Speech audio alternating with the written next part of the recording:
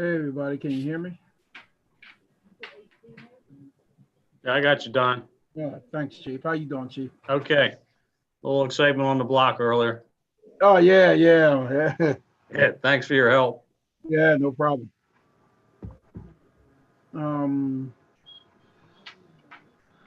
Where's everybody at? Yeah, I'll be right back.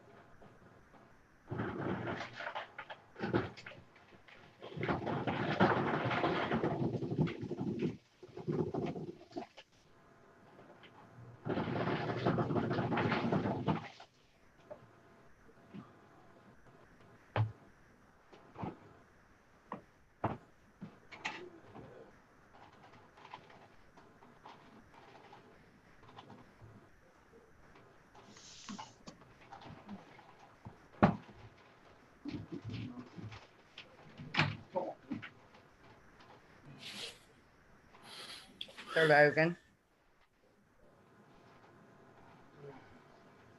Ms. Lavender Norris must have got lost. No, she just sent me a text. She can't get in. That's why I Oh. was saying Mr. Logan. Oh, Want to see if he can, Mr. Logan, can you hear me? Yes. Council President just texted me because I was having difficulty getting in too. She cannot get in. Ruth Ann, can you send her the link, please?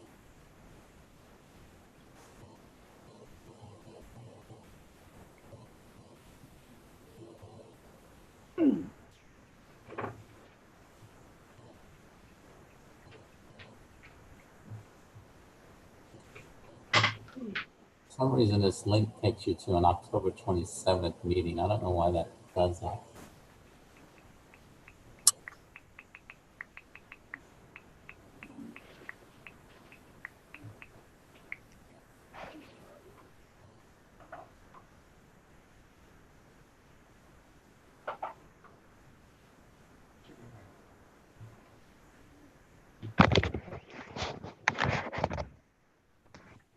Just a hold up.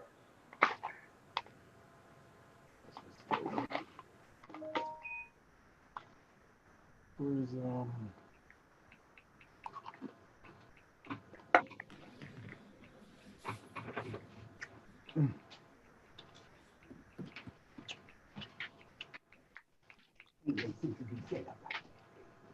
Oh, yeah, come back.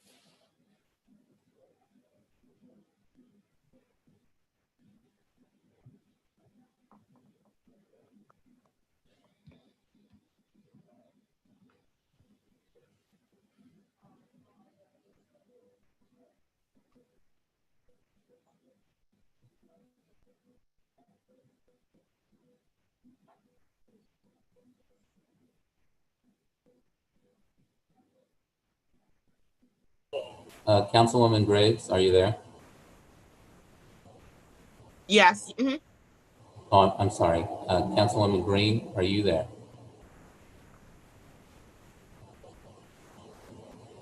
Yes, I'm here.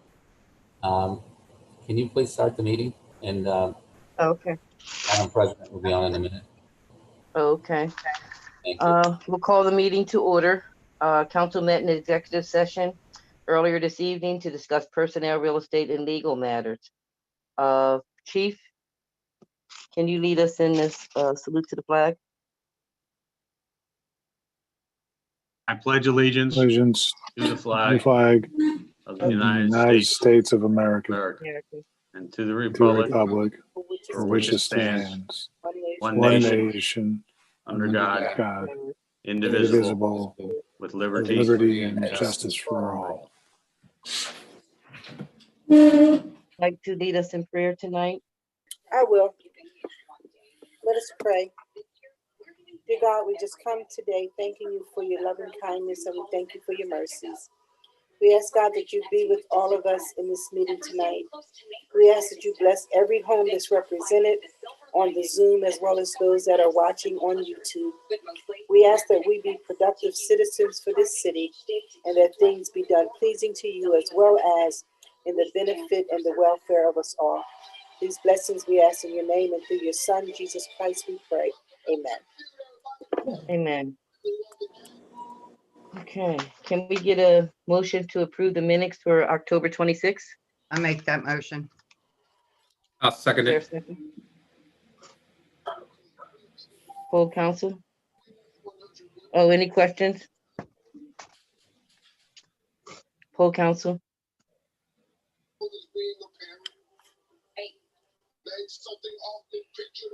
Mr. Logan, Yes.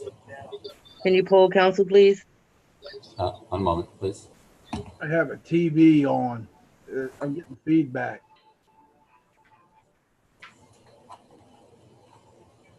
Everybody mutes their screen, then we won't, that makes it go away.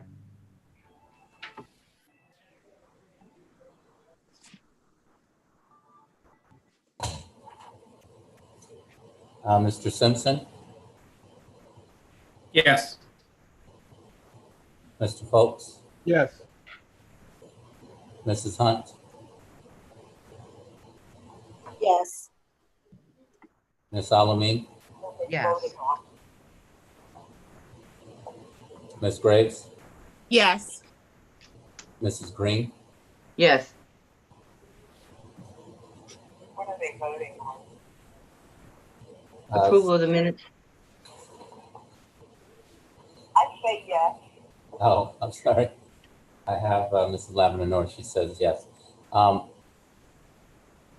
Okay. Right. Council President is on? No, not yet. She's trying to Okay. connect. Okay. All right, approval of accounts payable. Can I get a motion? I make that motion. I'll second. Full council?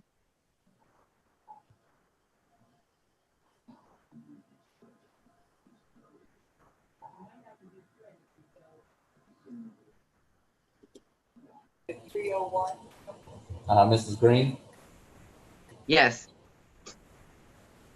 Ms. Graves, Excuse me, shouldn't it be any questions Yes. first? Oh, yes, I'm sorry, Kay. I don't have any. I'm just saying, I know. Yeah, you're right. Mm, You don't have any questions? I do not. Okay. All right, Mr. Logan. I have, so far I have Ms. Green and Ms. Graves. Ms. Alamin, Yes. Mrs. Hunt, Yes. Mr. Foltz, yes.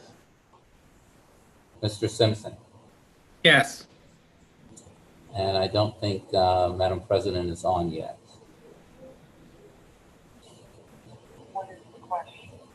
Approval of accounts payable. Yes. Thank you. Additions, deletions, or modifications to the agenda?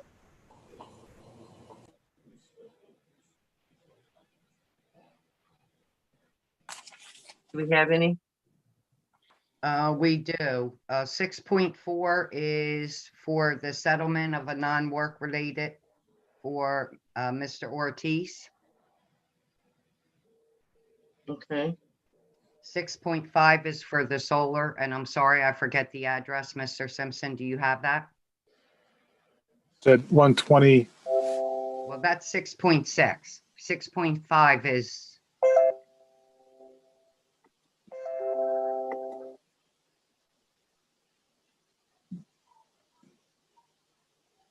What happened? I don't know. I lost Jackie.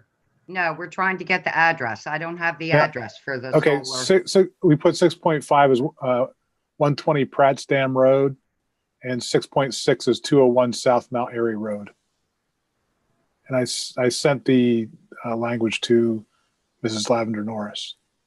And then 6.7 would be a draft for an ordinance for the SAMS Act.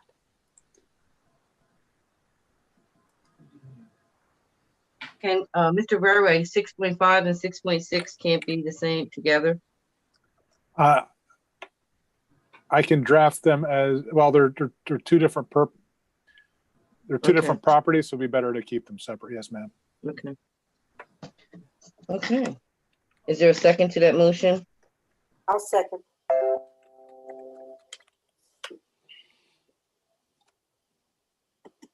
Any questions on any of it? No? Can you poll council, Mr. Logan? Mr. Simpson, Yes. Mr. Foltz, Mrs. Hunt, Yes. Ms. Alamin, Yes. Ms. Graves, Yes. Mrs. Green. Yes. And did we get Councilwoman Lavender Norris, are you on yet? Not yet. Okay. I am. Okay, close passes. Next, we have a presentation for Dude Solutions from Mr. Troutman.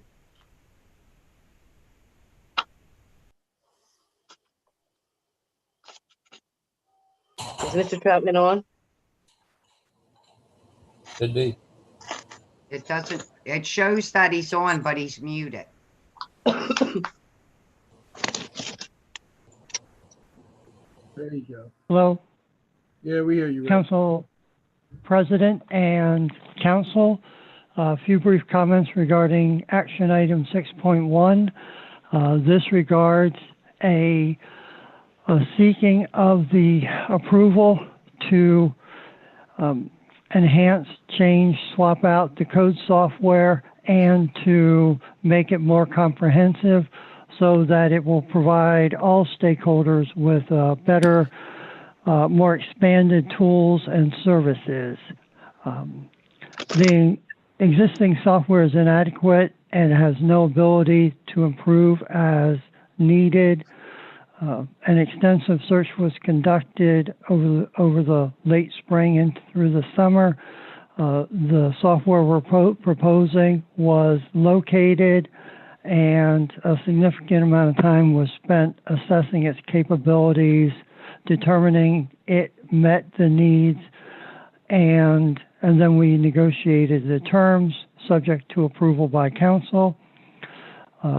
Clearly, I want to mention Steve Dobson, our code supervisor, is on the call and will be available for answering any questions at the end of these comments.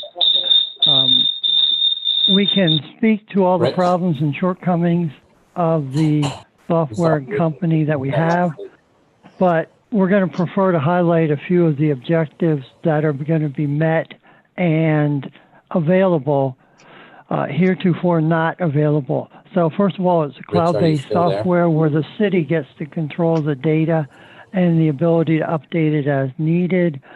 The data will be linked. Chesco View will be linked, the parcel We're data, having some technical with the history of the difficulties permits, vacancies, delinquencies, permits, violations, all those types of things will be interconnected and available at one tonight. stop We can't hear Rick. sourcing.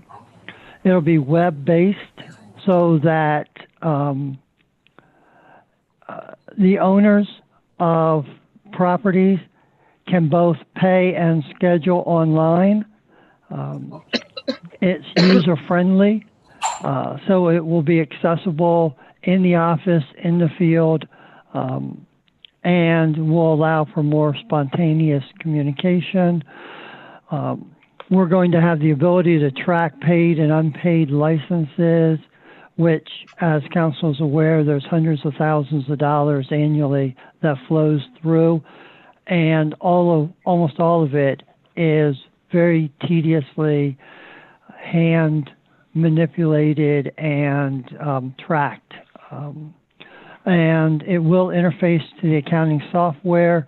The format is going to be essentially the same that we already use with our ADP feeds. So it's a tried and true tested interface. Regarding the costs, there's an annual savings of $2,161 per year.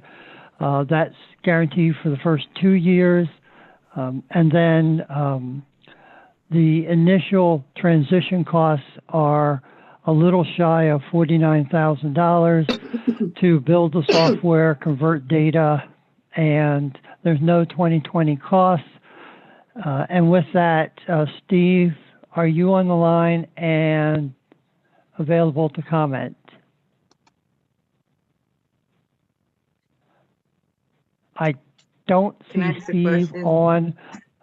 So I would just say there are references in your package. They're very complimentary, and you can read through it and see the benefits that we can be looking forward to, and we will make sure the transition allows for the owners and residents of the city to know what to expect, and training would be provided, et cetera.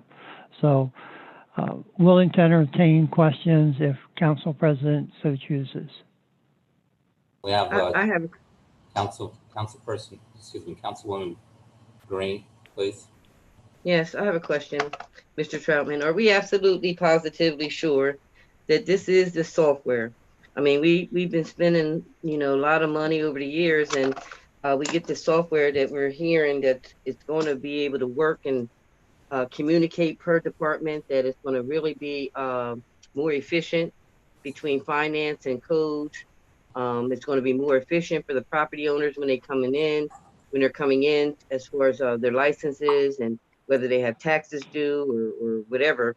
I just want to ensure that this is it, that we or that this software is the software that we need to get, because we just did an upgrade a couple of years ago hearing the same thing, and it did not work out that way. In response, unfortunately, I don't have the history as to all the problems that might have happened or were happening in the past. I know that Codes is excited for the opportunity for that component. We're excited in the finance area. We know that there's shortcomings with no interface for the public. And I would refer, albeit it's secondhand, but the references that start on page 3 of 36 generally most often speak to no longer are customers required to come to City Hall to pay invoices. Customers schedule online. Inspectors can view their workload the day prior. No additional internal reporting. GIS mapping and parcel data allows us to show business licenses, where we are, current or post-code compliant violations. I just read a couple of the excerpts from the references, and Steve had talked to other clients, and so I would suggest that we've done some due diligence, and I've been involved and responsible for system swap outs. So we've kicked the tires, and the references come back, and we've been working on it for a couple of months on this project. Great. I have a question. So, and this would be for Mr. Verway. Is this something that would be required to put out a proposal, request for proposal like we did with the other project, or? No, anytime you have a specialized purchase, such as software or something that's unique in its type, you're not required to go through the usual bidding process that you would for, say, buying gravel or a vehicle or something that's generic. Okay.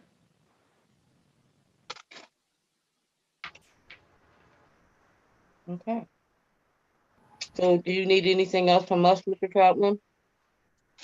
A yes vote on 6.1, and then Mr. Logan, Mr. Verway, myself will take it from, and Steve will take it from there, and move forward with, I believe it would be a December 1 start.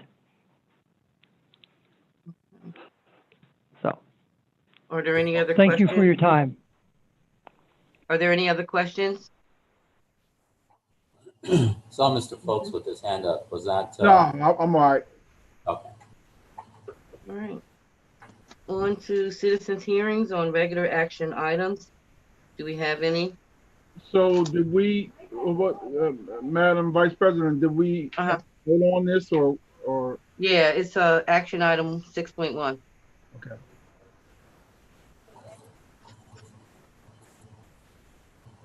Ruth Ann, do we have any citizens' hearings? Yes, Lauren Shannon Bailey. Okay. Good evening. Can you hear me? Yes, Ms. Bailey. How are you? Can you hear us? Hello? She is showing as muted now. Oh, okay. Can you hear me? Yes, we can. Okay. Yeah, I apologize. I just How are wanted to you? say, I wanted to say real quickly in support of Chief Laufer and his department, the request for the part-time police officers. I know that there's a lot of people with a lot of different opinions about how the taxpayer funds are allocated for the police department. But I've personally got to know Chief Laufer and his department for the last 4 years. I know that they're devoted and committed, and I appreciate your support of them getting extra part-time police officers so that our city is safer. We know that crime is increased. We had our first homicide back in September. And of course, we all want to live in a safe and secure community. So I appreciate the support that you are giving Chief Laufer and his department. Thank you. Thank you, Ms. Bailey. Welcome. Are there any other? No. Okay. All right, we're on to regular action items. I want to close citizens. Oh, we have a closed citizens hearing, sorry. I'll make a Is there a motion. motion? I'll make a motion. Sorry, Mrs. Hunt, did you make the motion? Yes, I did.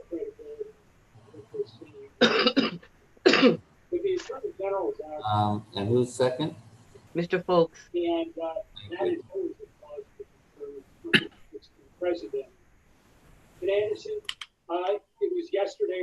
Some background. Whoever has their TV on needs to mute it. Oh. Who's watching TV?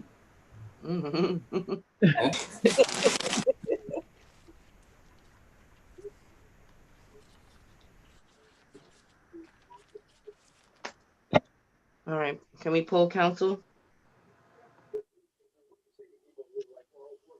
Mrs. Green, Yes. Ms. Graves, Yes. Ms. Salamine, Yes. Mrs. Hunt, Yes. Mr. Folks, Mr. Folks, Yes. Mr. Simpson, Yes. Mrs. Lavender Norris. Yes. Thank you.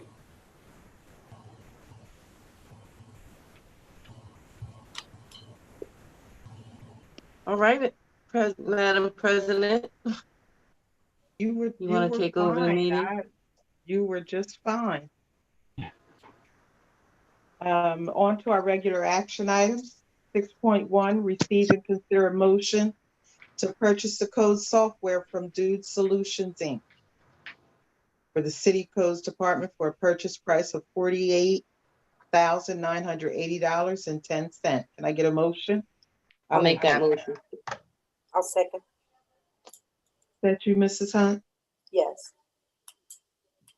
Questions or comments? Poll council, please. Mr. Simpson, Yes. Mr. Folks, Yes. Mrs. Hunt, Yes. Ms. Salamine, Yes. Ms. Graves, Yes. Mrs. Green, Yes. Mrs. Lavender Norris. Yes. 7-0 carries. Thank you. 6.2, receive and consider a motion to purchase a tiller truck for the Coatesville Fire Department for a purchase price of $52,000, which shall be fully funded by a grant submitted by our newly re-elected representative, Dan Williams. I make that I'll motion. make it. I'll second.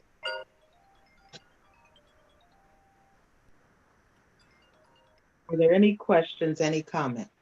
Yeah. Go ahead. Well, go ahead, Mr. Simpson. You can go first because my question was actually going to follow what I think your question is.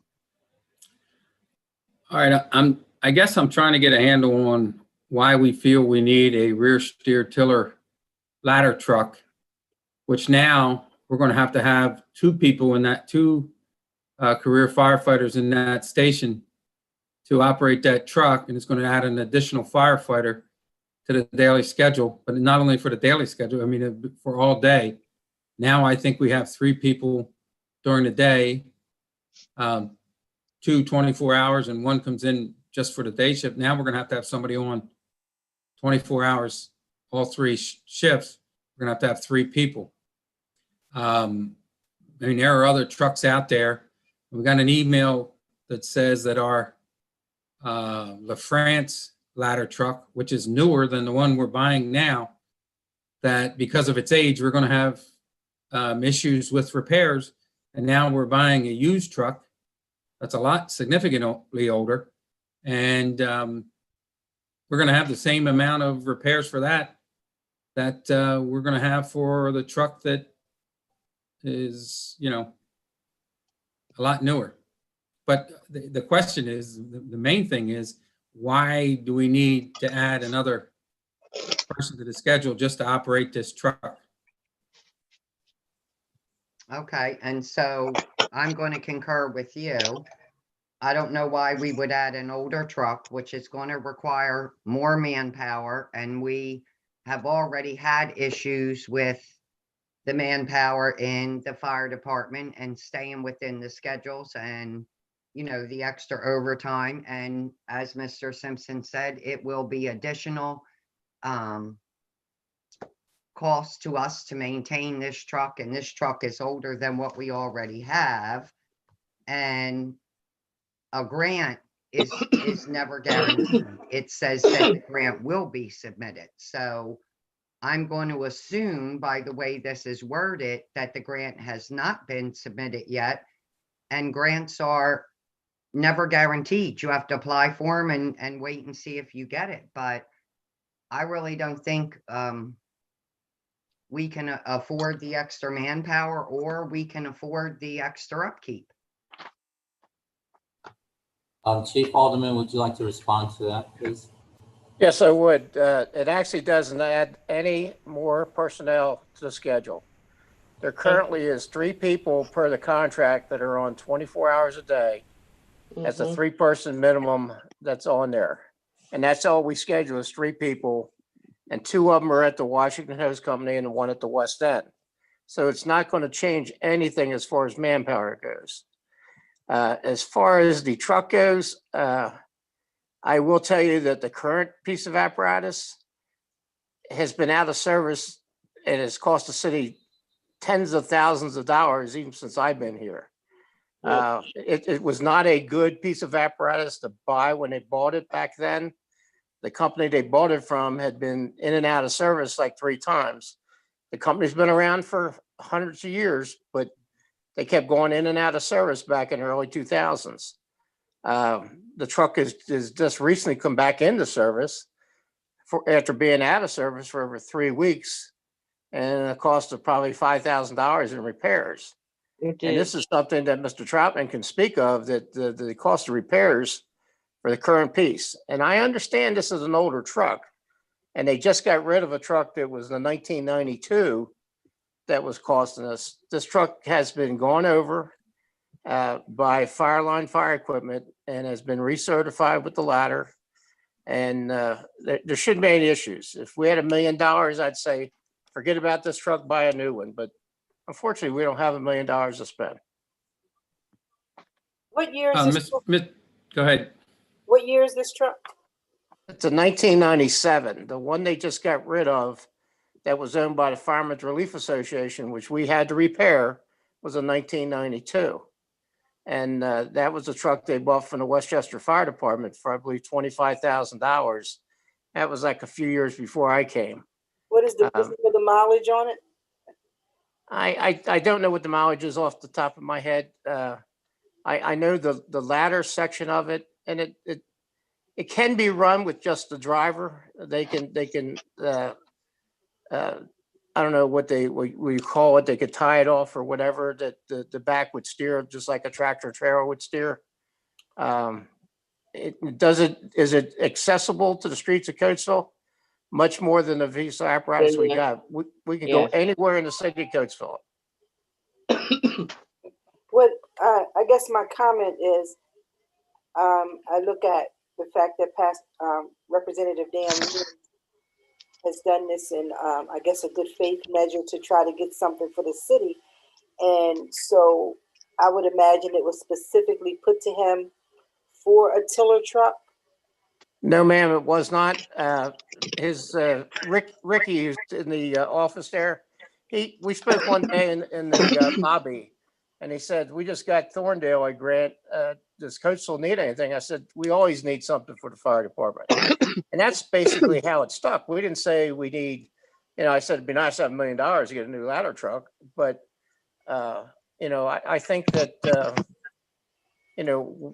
for what we have to spend and what they got, and the grant had been applied for, and I believe the signatures have already been sent out to both Ms. Norris and to Mr. Logan for the acceptance of it. And the grant amount had been specified in there, which I filled out the paperwork through, I believe is Department of Economic and Community Development. I was surprised when I found out we got the grant, because it was just something that was mentioned in the corridor of the lobby of City Hall one day. And the grant has to be used for repairs, maintenance of the fire apparatus, and other equipment is needed for it. So that's a 23-year-old truck. And what is the basic life of a truck like that, that it can still work? And Well, I honestly, what we need. yeah, honestly, the current piece that we have that's newer is 17 years old. And I bet you there's not a person on council that's driving around a 17-year-old car, but you know, it's a truck that maximum life on a ladder truck is probably 20 years unless you have it refurbed. Refurb means it goes back to the company and they redo the apparatus and things of that nature. The only thing that's been refurbed on that truck area is the aerial device on it was refurbed, I believe, 2 years ago. And the main part of the tractor draw part of it, the part you drive up front, is the original, but it's been well maintained and completely gone over by Fireline fire equipment. So, Mr. Alderman, you said that there's currently 3 people on shift every day? That's correct. That's per the contract. So over the past 6 months, during that time, how many times has there only been, would you say roughly, 2 people on duty? As opposed Not to 3? not that many for a whole 24-hour period. Sometimes during the day work, during the weeks, we only have 2 people because we can't get any part-timers to come in. But you know, since you allowed me to hire the last 3 people, I believe there may have been 1 10-hour shift during the day. I know the schedule was full for October. It's also full for November. And the December schedule hasn't opened up yet, but I'm sure it'll probably be full. You know, I can only tell you, if I go back over the 5.5 years I've been here, there's many days that it wasn't. But that still leaves us, if we only have 1 person working, you still have the current ladder truck that they can drive. Now, this tiller truck will allow us to be able to maneuver on more smaller streets though, right? That's correct. Right now, the current ladder truck we got has issues going up into New Street area. The back end of the truck will scrape going up there. That's why they purchased the other truck from Westchester, because it was able going up there. This truck here can go anywhere because the way you steer the rear end, and Mr. Simpson should be aware of, but the tractor and trailer where you have to make certain wide turns. Well, this almost eliminates that from the guy in the back steering it like opposite the guy in the front's turning. So he can straighten it up to go down alleys. It's worked out. I mean, I was not aware that they were going to buy this truck when they did it, but now that it's come in and they've started training on it, the consensus is everybody really likes it a lot. So maybe you can give us the history on this. Am I correct? When the Washington Hose Company bought it a few months ago for their own private, and then they wanted to sell it, so we decided to buy it. Is that pretty much in a nutshell? No, that's not quite correct. They did buy it. They bought it, I think, knowing that the city probably didn't have the money to do it. And we wouldn't have the money if we didn't get this grant from Mr. Williams. There's no way I could come up with an extra $50,000 in my budget to do this. We're lucky we got this grant to be able to do something like this. Yeah. Excuse me, Chief Alderman, I have a question. So Mr. Williams already has the grant for sure? I know I filled out the information. Maybe Mr. Logan or Ms. Norris would know better than I do, but when I talked to the people from the state, they've basically told me all we had to do was put in the application for the grant, and the money was set aside. Okay. And Mr. Logan, do you have anything on that? No, we have confirmation of the e-signatures that's required for the completion of the grant process. Oftentimes, again, that's just to, just solidify the process. The check itself will come to the city if it's not a pin down that we have to do. but we'll get the final agreement within the next couple of weeks, I would imagine. But this is not a situation that the city has to put out any money. It's not a match or anything like that. It's an actual grant for that truck. There's no match. That's correct, no Yeah. match. So it's not costing us anything. No. Aside from if we have repairs on it later on, and that's a decision that we would make. Yes, that's correct. About that, there's no match whatsoever. It's not like a federal grant or something like Yeah. that. You know, So it's a free truck. And we decide if it costs us money later on, if it gets to be expensive, that's a decision. I mean, it's not costing us anything. I'm appreciative and grateful because Lord knows if we have fires in some of these small streets, we're not making it through there. I tend to agree that it was very nice of them to offer this opportunity for us to get a grant like this, and we couldn't do it without this. You know, we just could not do it with the money. Now, So to it- buy a new truck like this, Mr. Alderman, a new truck like this, how much would it cost? Like 300,000, $1 million. $1 million? bucks. Yeah, Yes, Yeah, they're I'm counting at least $1 million. yeah, I think the one that they have now, that was what, $800,000 or $900,000 years ago? yeah.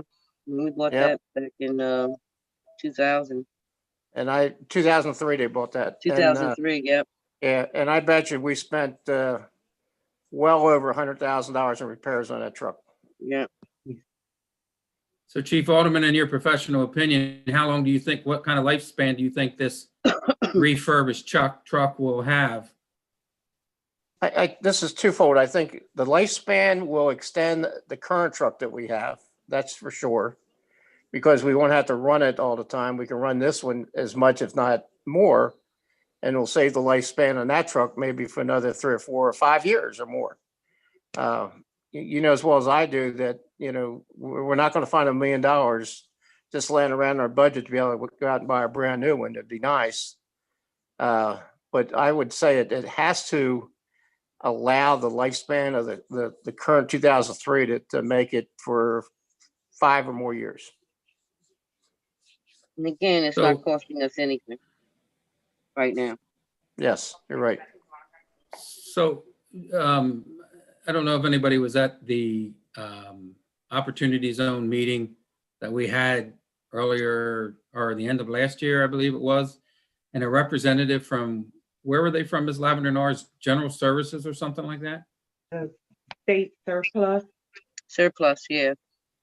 And they have all kinds of equipment. Have we looked into seeing what they have available for sale from them, Mr. Alderman? I have not. I mean, if it's state surplus, I don't think there's hardly any fire trucks in state No, surplus. this is Federal surplus, yeah, there may be. This is federal surplus. There in may Philly. be. They're all over the United States, and that there is stuff that you could probably find out there that come off a lot of these military bases and things. And, you know, like I said, I didn't purchase this truck. It was done by the Washies. If we don't do this, the truck's going to either be sold by the Washies or set over there and just, you know, collect dust in the fire station. Mr. Simpson, the surplus facility is closed due to the COVID. So Okay. we have not had the opportunity to go there. All We right. have been in touch, our city manager and I have been in touch with them. And as soon as it's open, we'll be notified of that. Okay. My only concern is I just think it's, you know, it's a neat new toy. I don't think it's going to be any more cost effective than the truck we have right now. That's my biggest concern. Well, we honestly don't have anything to lose because we're not putting anything out. Right. So we're, Can't take it, we don't want to take it for granted and then the other truck that's been out of service for 3 weeks breaks down again and we're just down a truck. so will they wait until we get the grant money in before we have to pay them? Oh, yeah. They don't have Yes, to do it. you're right, they don't. That's true. They're expecting this. They're well aware of it, that everything depends on you all approving the grant money. And also, I just want Basically, to that's all we're doing right now is approving the grant application. just keep in mind, we're the only ones that can, I mean, our firefighters are the only ones that can actually use that truck. So, you know, Washi's, Accountability. yeah, they can't use the truck right now, so we do have accessibility to it. Yeah, the biggest thing with this truck is the fact that it is going to get on some of our small streets, because we have some small streets.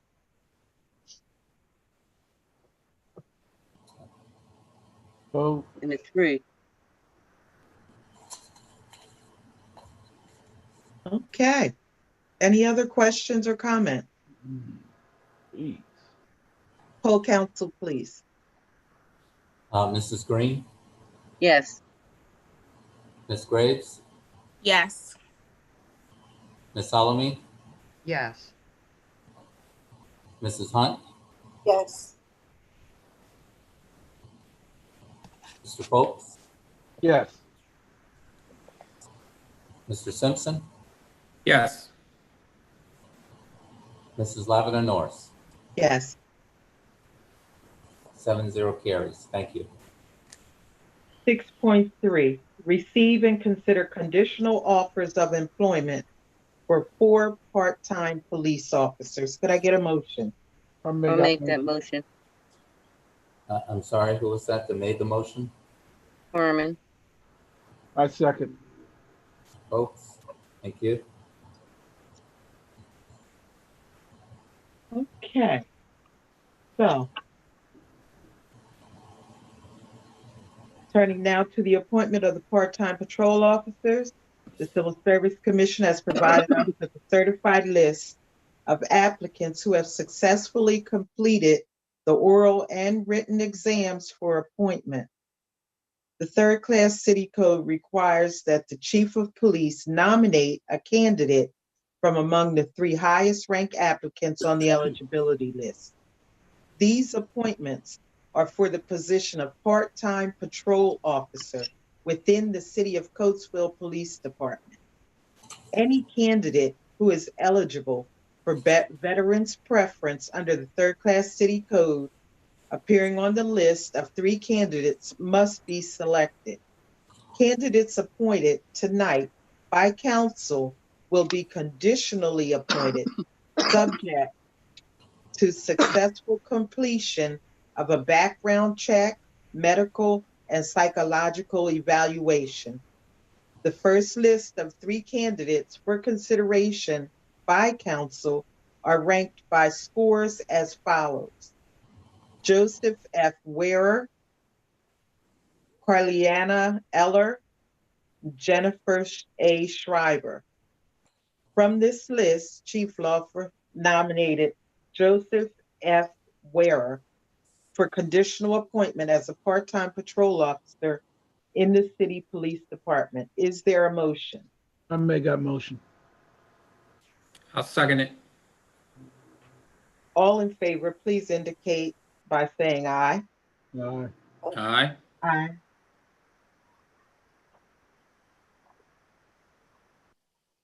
Maybe we'll do this one at a time so we'll know how Right. many. Okay, Mr. Simpson, Mr. Folks, myself, any others in favor? Yes. Miss Green. Ms. Hunt?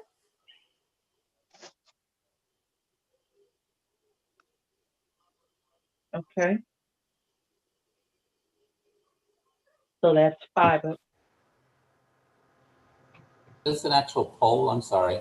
Or is this just a confirmation here? It's a roll.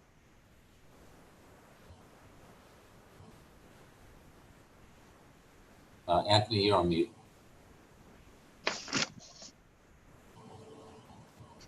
A lot of folks wish they had that for me. I'd suggest doing a roll call for each vote. Because it is an official action of council. Right. Okay. So you have to get Councilwoman Alameen and Graves. I'm a no. Is there no discussion around this, or are we just taking a vote without discussion? So we discussed this 100 times. Okay, then I'm also a no. Oh, We did discuss it, but I thought we decided to wait until the new budget was approved. To see where the money lies within the budget is what I thought. No, Well, it's when we had the already. budget meeting, that was the question that I put to Mr. Troutman, and the officers were included in the salary line of the budget. I asked that question at the budget meeting, and they were included. But we haven't approved the budget yet. No, we haven't. The salaries actually for these part-time officers are basically already covered by the vacancies of a couple of full-time officers. Right, but That's why the Sorry. monies were already in the budget to cover it. Correct. But he also said that them full-time positions would have to be filled. Michaels was leaving for a lieutenant position, so his full-time position will be filled, and I believe it's somebody else is retiring that's full-time, and so their position will have to That's be not filled, true. and Mr. Ortiz's position will have to be filled. The retirement, I think, is not for a while. Chief, would you like to provide some clarity here so we know what? Sure.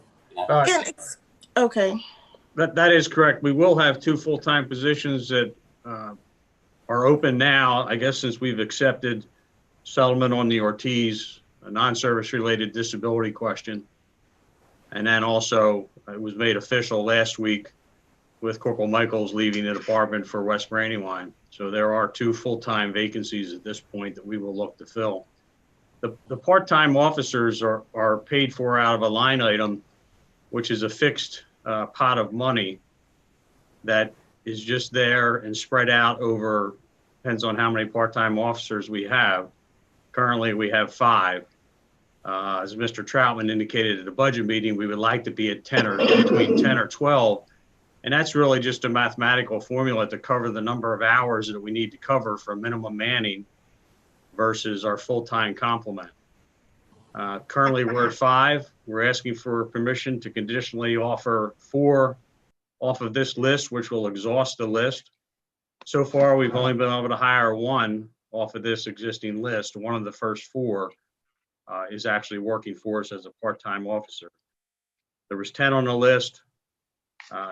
2 are no longer interested, which leaves us with the 4 that we're going to offer tonight.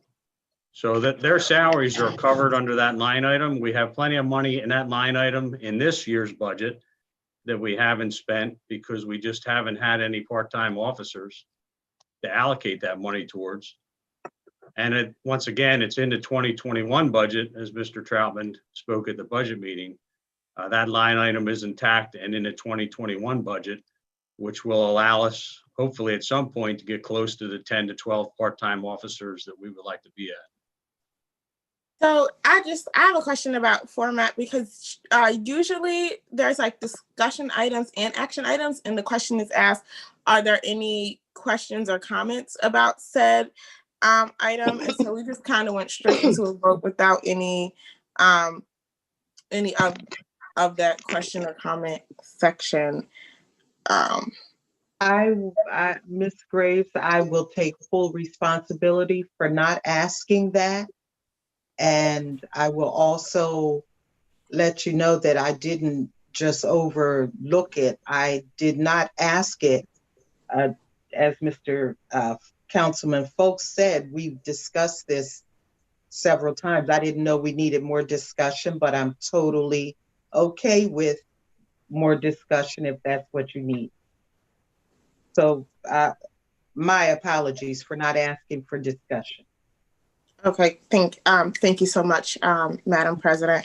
Yes, so I think with the budget meetings currently in place, and we have not approved a 2021 budget yet, there are certainly things in the budget that we need to allocate funds for, such as extra transportation for our community and prioritizing opening our community center. I think that we actually need to prioritize things in our budget items that actually reduce crime rather than just managing the issue with crime that we have.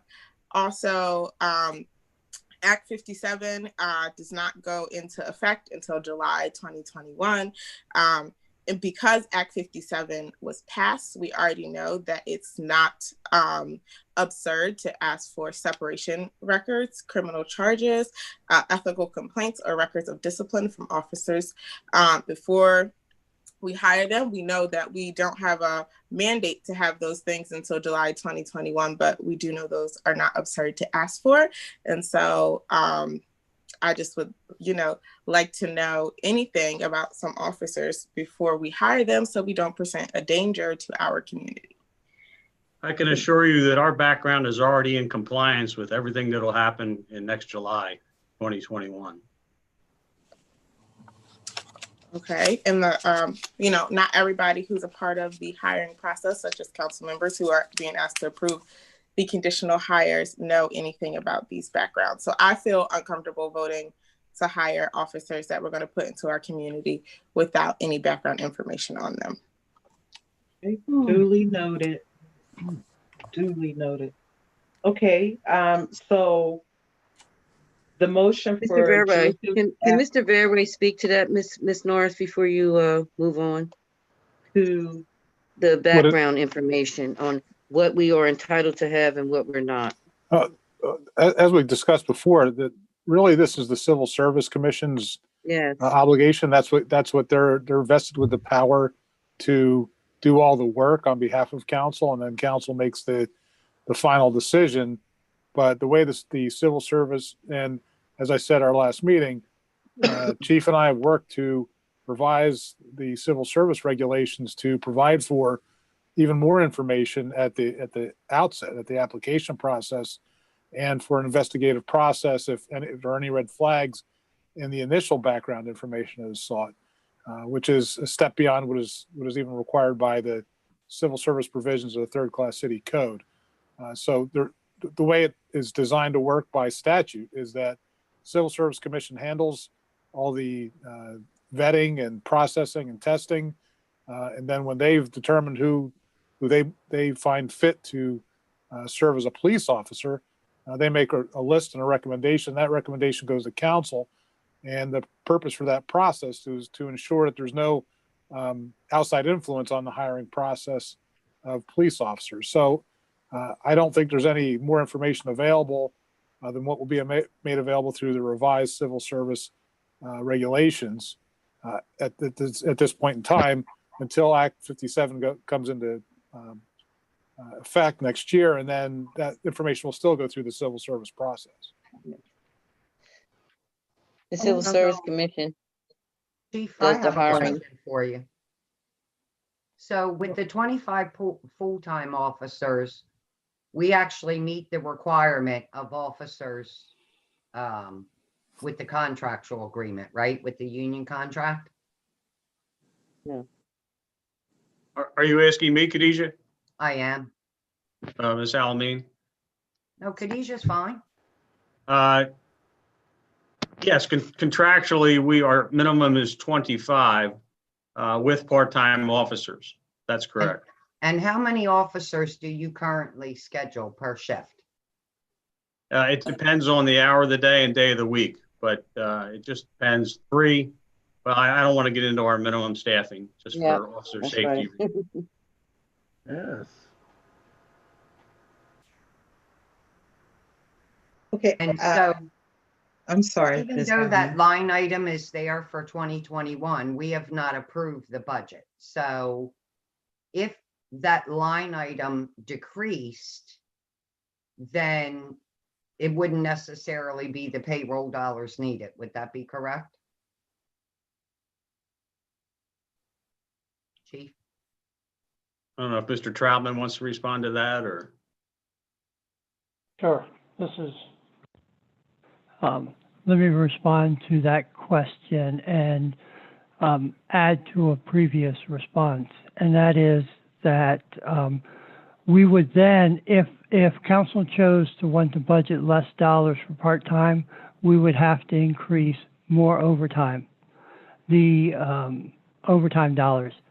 The function here is there are approximately 11,000 contracted hours that have to be backfilled because of vacations, holidays, military time, etc., that have to be backfilled, given the minimum complement, minimum staffing required for the different shifts. So whether we have 4 people to call and ask, or we have 10 people to call and ask, the odds of being able to get a part-timer are better if there's 10 on the list rather than 4 on the list. It won't cost any more money whether we have 10 part-timers or 4 part-timers, because it always is going to be a scale that balances hours between overtime hours and part-time hours to backfill vacancies. And we pay approximately 50% more for overtime. Actually, it's more than that, but it's more than 50% more to use an overtime hour than a part-time hour. And if I may, one other comment. Chief answered the question correctly that we have 25 full staff, which is sworn officers, which is required by the April 2012 contractual amendment. We have another contract with the Department of Justice that requires 27 minimum, which is actually what we have. So we can revisit certain parts of this for budget clarification. There are reductions in force projected after the Department of Justice grant requirement expires. But I would just add that for what I believe is a little bit of clarity, if that helps. And when does that expire, Mr. Troutman? We're expecting that it will expire December 31st of 2021. Yeah. Okay. Yeah, I was going to ask that question. I also want to acknowledge, in our last meeting, we postponed the vote until this meeting, which was discretionary. Therefore, we have to vote on this evening. Right. Are there any other questions? I'm sorry. Well, I was, Mr. Troutman answered the question. I was going to clarify that the COPS grant that we obtained, we have to maintain for a year after the expiration of the grant. And that grant expires this year. So we have to keep that officer, those 2 officers, until the end of the contract 2021. Right. Which gives That's 2 why it's additional. 27. Yeah, that's why it's 27. Yeah. Okay, so the motion carried for Mr. Ware as he is appointed as patrol officer on part-time basis, subject to successful completion of a background check, medical and psychological exam. Next on the list.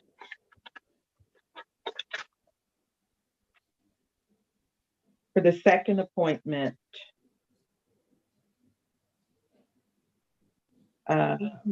is Miss Carliana Eller, Chief Law Firm, nominated Carliana Eller for conditional appointment as part-time patrol officer in the city of Coatesville. Is there a motion? I make that I'll motion. make that motion. I'll second.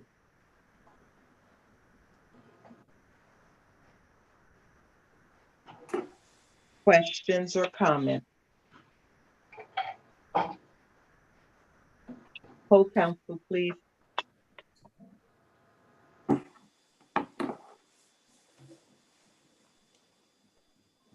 Mr. Logan? Sorry. Mrs. Green, Yes. Ms. Graves, No. Ms. Alamin, Yes. Mrs. Hunt, Yes. Mr. Foltz, Yes. Mr. Simpson,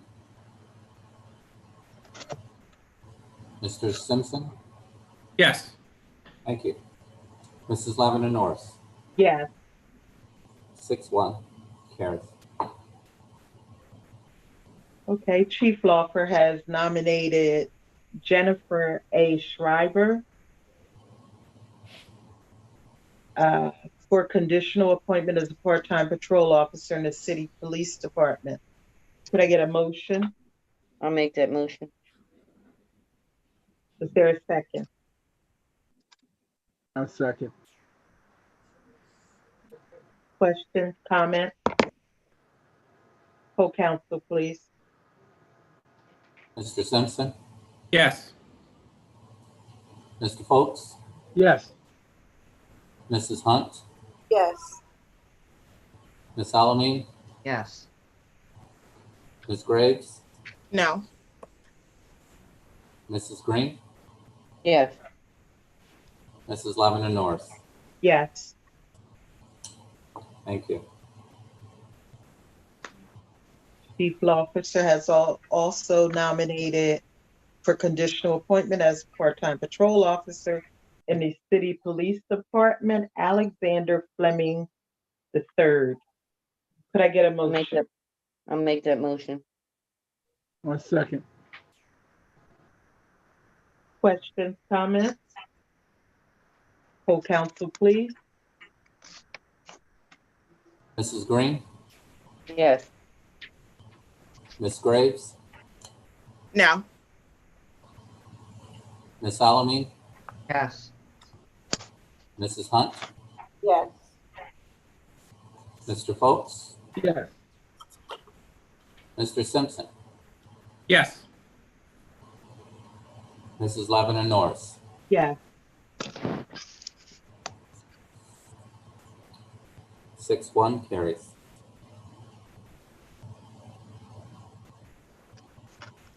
Okay, on to 6.4. I have to pull it up, I'm sorry. Bear with me.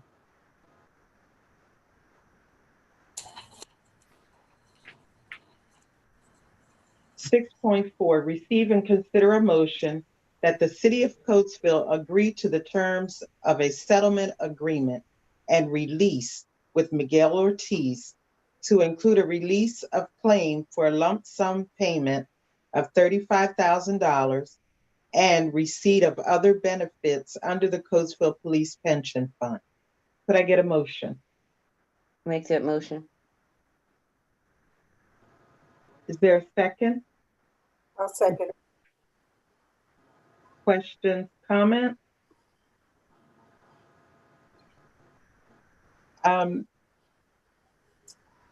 Mr.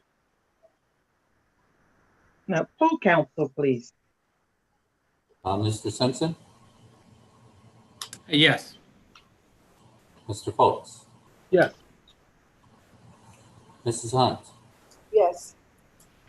Ms. Alamin, Yes. Ms. Graves, Abstain. Mrs. Green, Yes. Mrs. Lavender Norris. Yes. We have 6 yes and 1 abstention. Could you state your abstention, Councilwoman Graves? Yes, because this situation happened long before I was on council, I just think it's better for me to abstain from voting.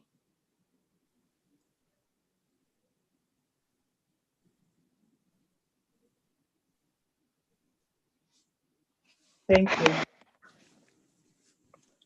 6.5, receive and consider a motion that the city of Coatesville choose the proposal from Trina Solar to lease property located at 120 Pratt's Dam Road for purposes of installing and operating a solar power generation facility, and authorizing the city manager and solicitor to take the steps necessary to prepare an ordinance authorizing the leasing of 120 Pratt's Dam Road to Trina Solar. Could I get a motion? I make that motion. Is there a second? I'll Yeah. second. I'm sorry. I'll second. Thank you.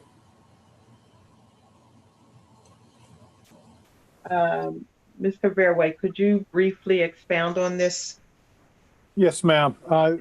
The city put out a request for proposals for companies that might be interested in leasing properties owned by the city that are currently vacant for purposes of installing solar power generating facilities. Trina Solar submitted an RFP for this property at 120 Pratt's Dam Road, seeking to lease approximately 35 acres per year. They will pay rent of approximately $52,500 per year once they start construction. Their goal is to build a 10 megawatt facility for renewable power, renewable energy.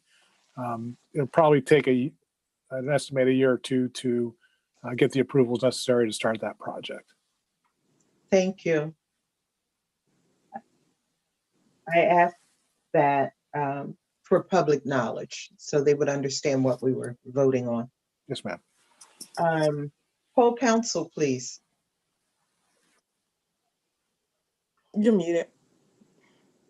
Mrs. Green, Yes. Ms. Graves, Yes. Ms. Salamine, Yes. Mrs. Hunt, Yes. Folks. I think you're muted, sir.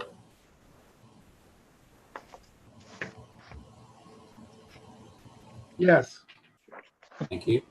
Mr. Simpson, No, I'm just concerned about their experience. thank you. Mrs. Levitt Norris. Yes. All right, 6-1 carries. One no vote. Sorry.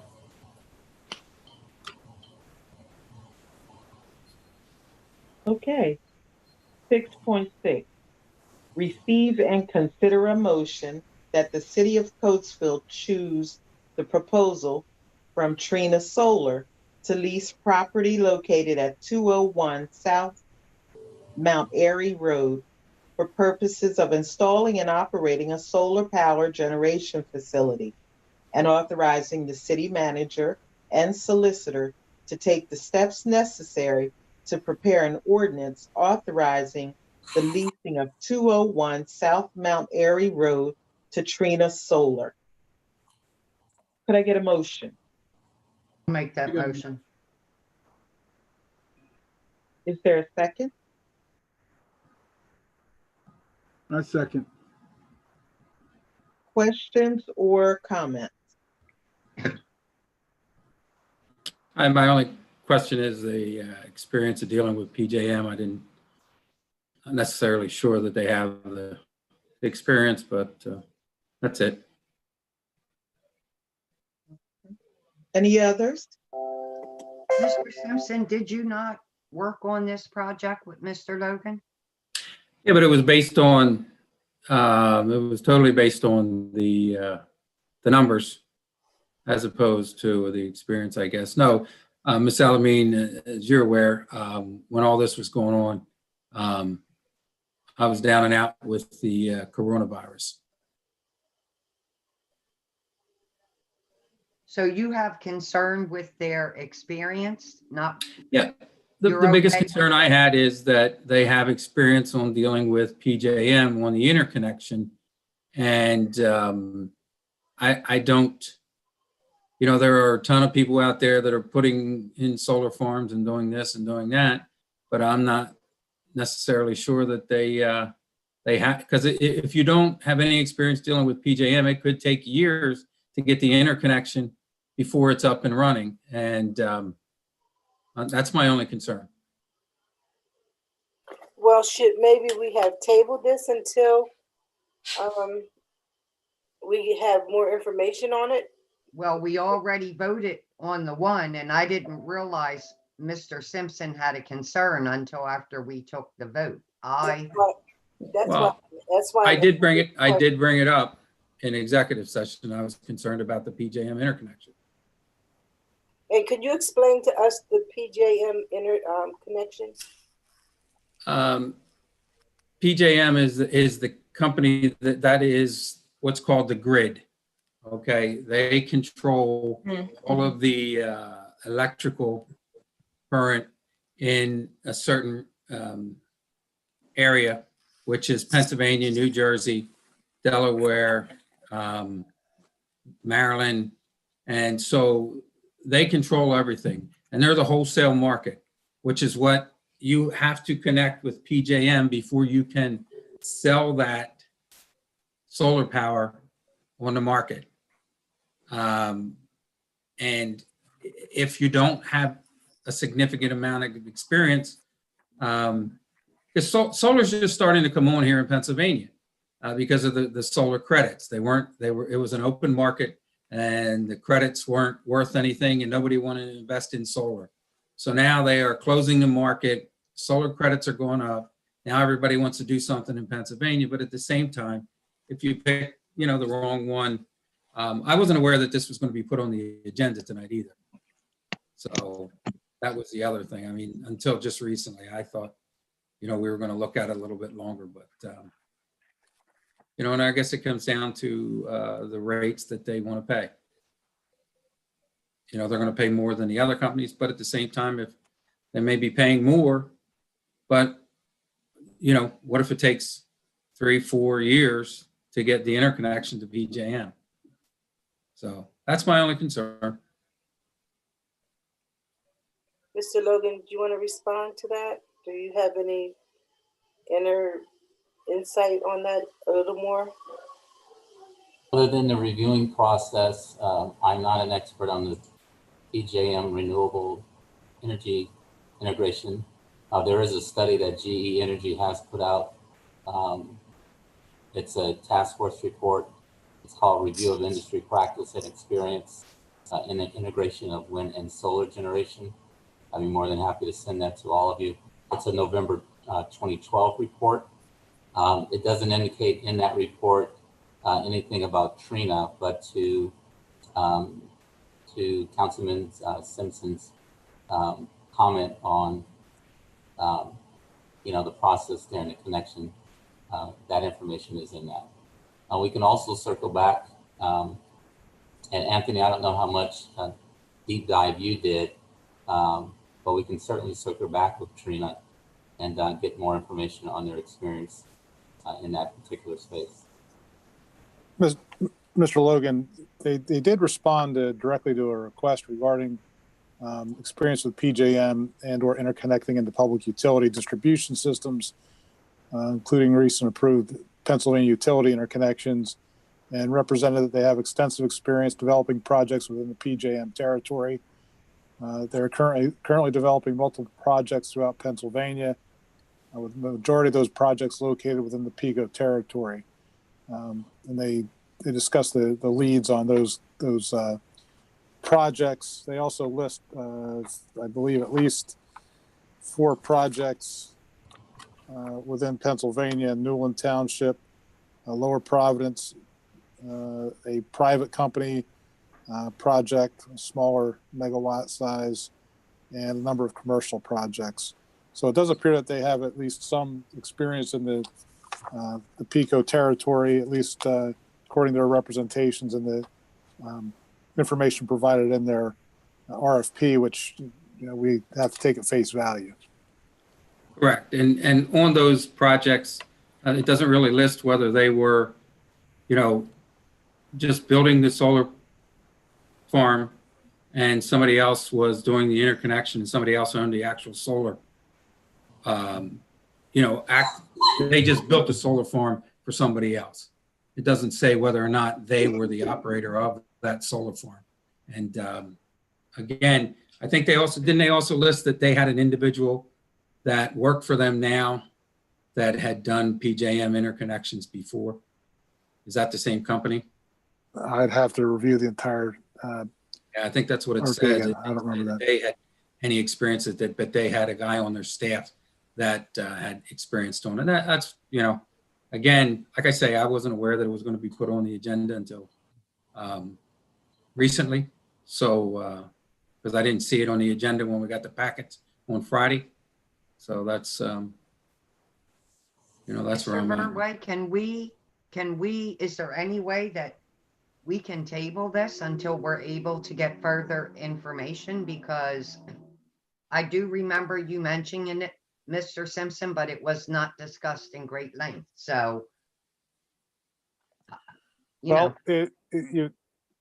for the motion you've already passed, if a person who voted to approve that motion makes a motion to reconsider and it's seconded, then you could reconsider it and vote it down and then revisit it at a later date. What about a subsequent motion like we did at the last meeting?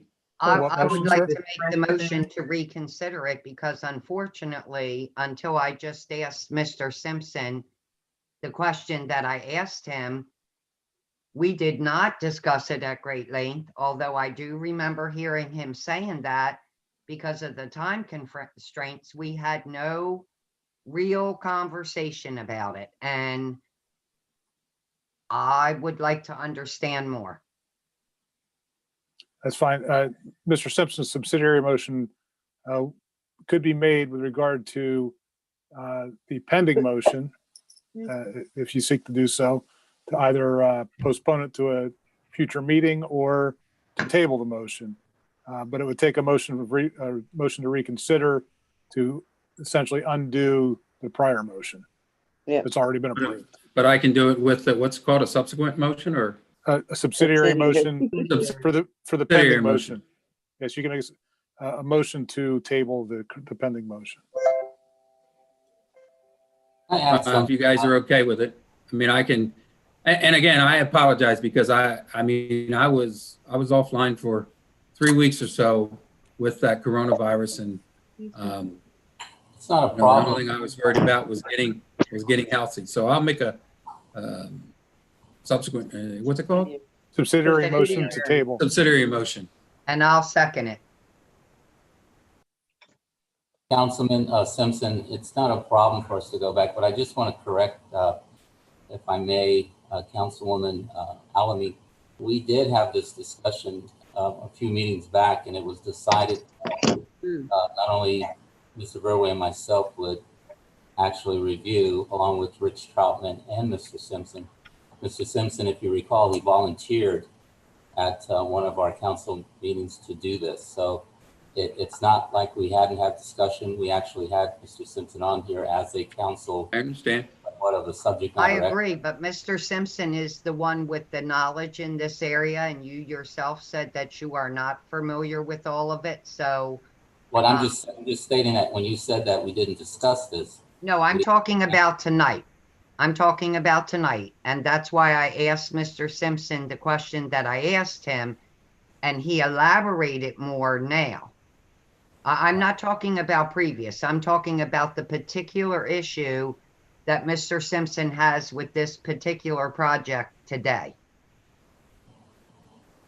So, for my understanding, now that we have the subsidiary motion on the table, we need to vote that, and then that'll just kind of freeze the motion that was already on the table? That will table the motion with regard to 201 South Mount Airy Road. Then someone would need to make a motion to reconsider 6.5. Now, Mr. Verway, do we have to put a specific date on this subsidiary motion now? If Like Mr. for our next council meeting? If Mr. Simpson is making a motion to table, it's simply tabled. If he's making a motion to postpone to a date certain, then that, like the next meeting, then you would have to vote on it at the next meeting.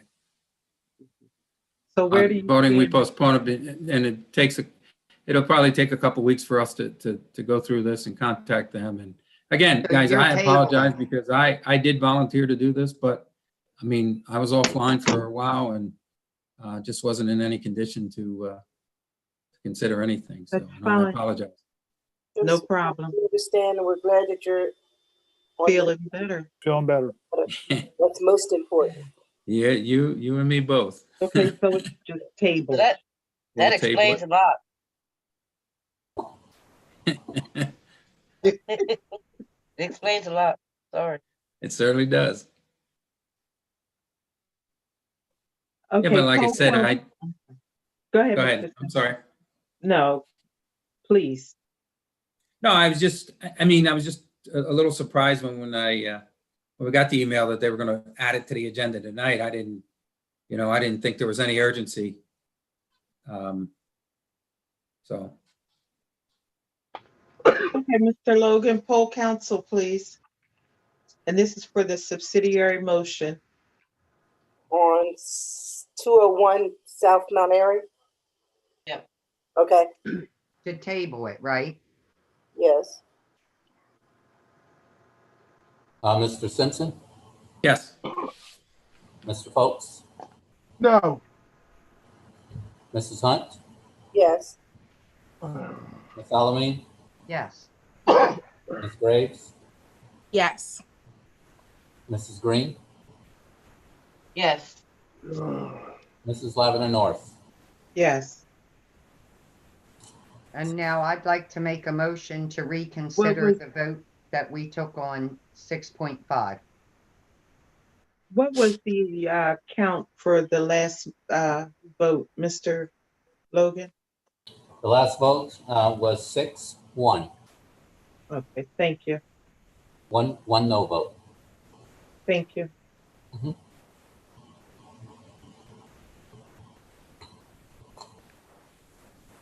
Councilwoman Alameen, you were saying, I'm sorry. I would like to make a motion to reconsider the vote on 6.5. Is there a second? I'll second the motion. Mr. Verway, does it have to be the same people that made the initial motions to rescind the motion? No, just any person that voted in favor of the original motion can make a motion to reconsider. Gotcha. Okay, thank you. You're welcome.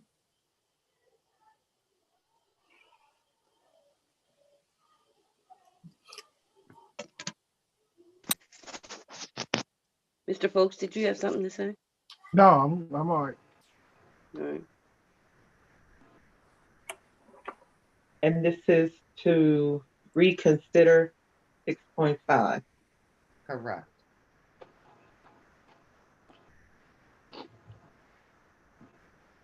Questions or comments regarding this? Thank you, Jesus. Poll council, please. Ms. Green, Yes. Ms. Graves, Yes. Ms. Alameen, Yes. Mrs. Hunt, Yes. Mr. Foltz, Yes. Mr. Simpson, Yes. Mrs. Lavender North. Yes. 7-0 carried. Okay, Thank you. thank you, sir. Did we add the SAM Act for 6.7 or no? Yes. Yes, we did. Okay, Whew. Hot is burning up in here. I'm going to sucking that heat up. Could I get a motion? I'll make that motion. Is there a second? I'll second.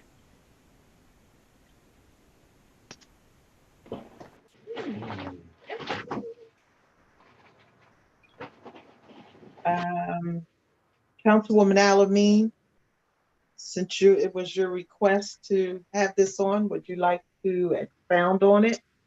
Sure.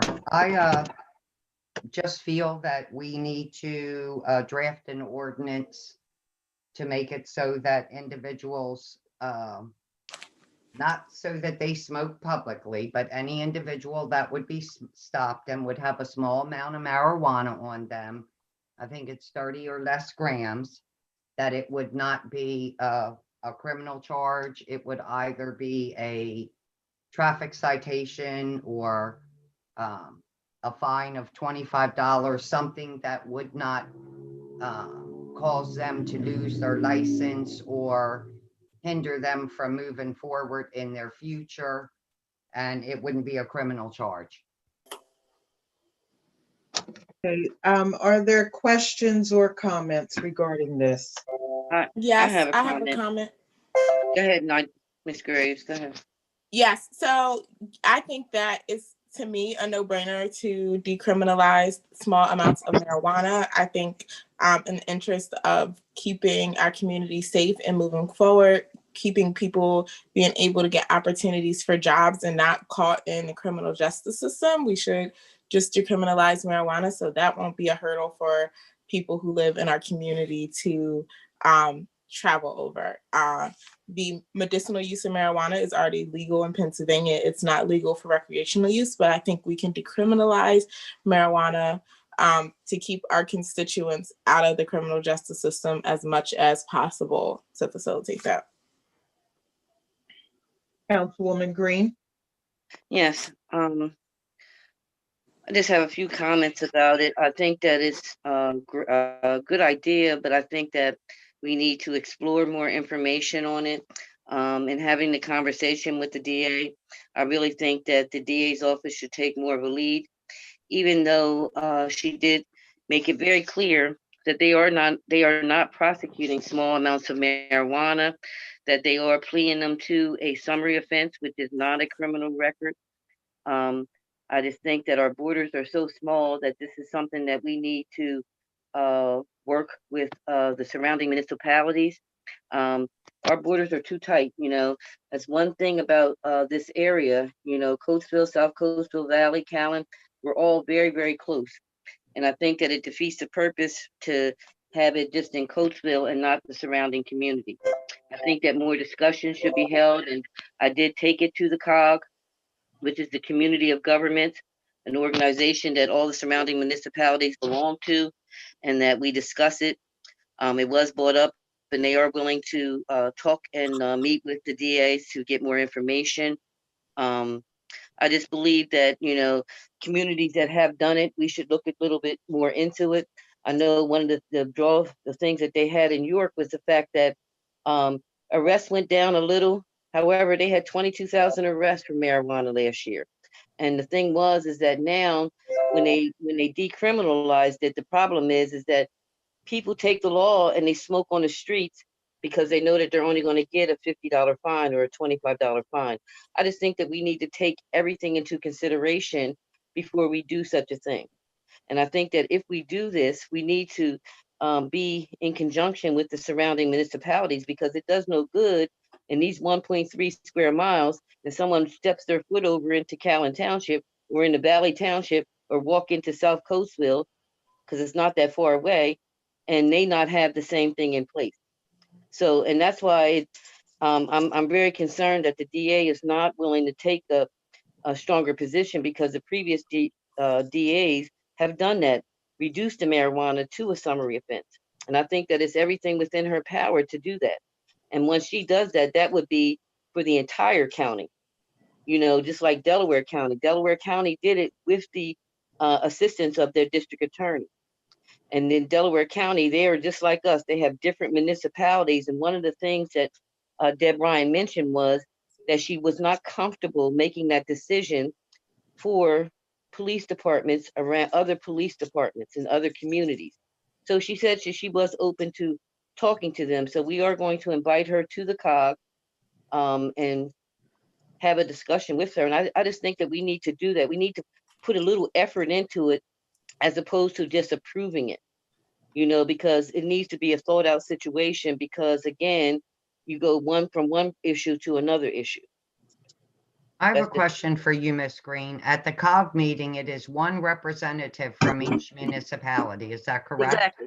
Yes. Okay, so And I they're- myself have spoken to a few from South Coatesville, and they have already had discussion on it. And the ones that I spoke to didn't seem to think that it was going to be a problem to get it passed. I spoke to a Callan commissioner that's actually going to present it to their board. So on the COG, it is only one member. They It's cannot jointly- speak for their. and they're their not, whole board. and they were not, and that's why I asked to have the DA come in and speak to the organization itself. Now, I don't know who you've spoken to, but I'm only saying what happened, what my experience was when I presented it to the organization. And Oh, again, I understand that. I also think that it's a situation that we need to talk to our residents to see if that's something that they're looking for, because when we first had the discussion on YouTube the first night, the conversations and the notes that were taken there or the comments that were left there were not favorable. So that's something that I think that we need to do a survey in the community to see, because like I said, it's not, the DA has already stated that they are not prosecuting small quantities of marijuana, that they are reducing them to a summary offense. Okay. So she's already said that she's doing that. They're not wasting the court time. They're not wasting the money. They're already doing that. So we need to talk to our residents, because when this came to the floor, the comments on YouTube were not favorable. People were not saying, yes, we need to do this. People were saying, why do we need to do this? Marijuana is still illegal. And my whole thing, I think, me personally believe that it should be legalized. But this is something that we need to petition the state about, because we need to make sure that we're not opening ourselves up for, all kinds of nuisance stuff, like people smoking on the streets, because it's only going to be a $25 fine. Because again, I looked into some stuff in some incidences in York. I looked into some incidences in Lancaster. And these are the kinds of things, quality of life things, that are a result of. And that's all I'm saying. I just think we need more discussion. We need to involve our surrounding municipalities. We also need to involve our residents. Our borders are too small. I concur with Ms. Green in what she was saying, and I too believe that we have to survey our surroundings, and I do think that our community need to be involved. If South Coatesville doesn't have it in place, Callan doesn't have it in place, Valley doesn't have it in place as of now, then why not take the time and try to have a roundtable discussion, however it goes, to see where they really are with this. If this is something that they're going to do, or we go ahead and we step out on it, and then now all of a sudden, we can't smoke it here, but let's go to Coatesville. Let's go to Coatesville. So now you have them coming in from Callan, coming in from South Coatesville, coming in from Valley Township, all into the city, rather than let's get a consensus from our residents to see if this is something they would want. Let's talk with the controlling governments of each area, see if this is something that they would want, and then we come to a collective decision about it. So It's not about the criminal part. Yeah, it's not the criminal part, Ms. Hunt, because the DA has already stated her position. Right. But it's about the nuisance part of the smoking on the streets and smoking, because it's only going to be a $25 That's fine. right. And I mean, I'm full aware that marijuana has really helped people, with illnesses and aches and pains. So I'm not naive to that. But I also know that the social part of it, we don't need that a negative vibe in our city, and you're not having it in your connecting cities, your connecting municipalities. I'm sorry, I realize we are the only city. Because you smoke in Coatesville, you don't get anything but a $25 fine or whatever. But then you go right over the bridge to Callan, and boom, you get stopped, you're going to jail. Or whatever offenses that they're going to give you. So I just think it's something that we need to explore more. It sounds good off the cuff for those that want it, but you have to weigh the pros and the cons and see what comes up on top. If I could add, The referendum. Well, Right, yeah. if I could add my 2 cents on this, you know, we might as well get ready for it because the wave is coming. Sure. You know, it started out on the West Coast and now New Jersey has legalized it. But at the same time, my biggest concern was for the young people that partake, and you know they get arrested for small amounts of marijuana. Well, their life is ruined, and that was my biggest concern. It's like we got to stop doing that because their life has been ruined forever. But if the DA, I thought this DA was more progressive, and I thought she may have even campaigned on it. I'm not sure. I don't want to say that she did, but if they are just giving summary offenses and there's not going to be any kind of misdemeanor, well, then the problem's solved then. Right. That's what she said. Yeah. Right. So why add more to it? I mean, and like you say, that the nuisance portion of it is if we decriminalize it, it's only going to, you know, bring more people in that are going to try and say, hey, screw you, I'm going to, you know, smoke pot in front of you, and it's only a $25 fine, which is going on. And I think, Ms. Green, you said it's going on in York now. There's more. Yeah. Okay. Lancaster too. So, I mean, if it's already a summary offense and not a misdemeanor, then, you know, that portion of it's been taken care of. They can be charged with more than a summary, though, and folks have been.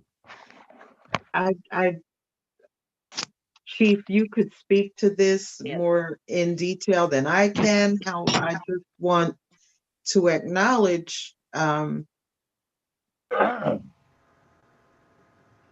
fact that your guys are not just charging for small amounts on a stop. It could be an add-on, but it isn't an initial. Is that right? Currently, we ran our statistics, and year to date for 2020, we had, I believe it was 13 arrests for small amount only. 13 year to date, small amount only. And as the district attorney indicated, they would have been pled down at the preliminary hearing to a summary offense.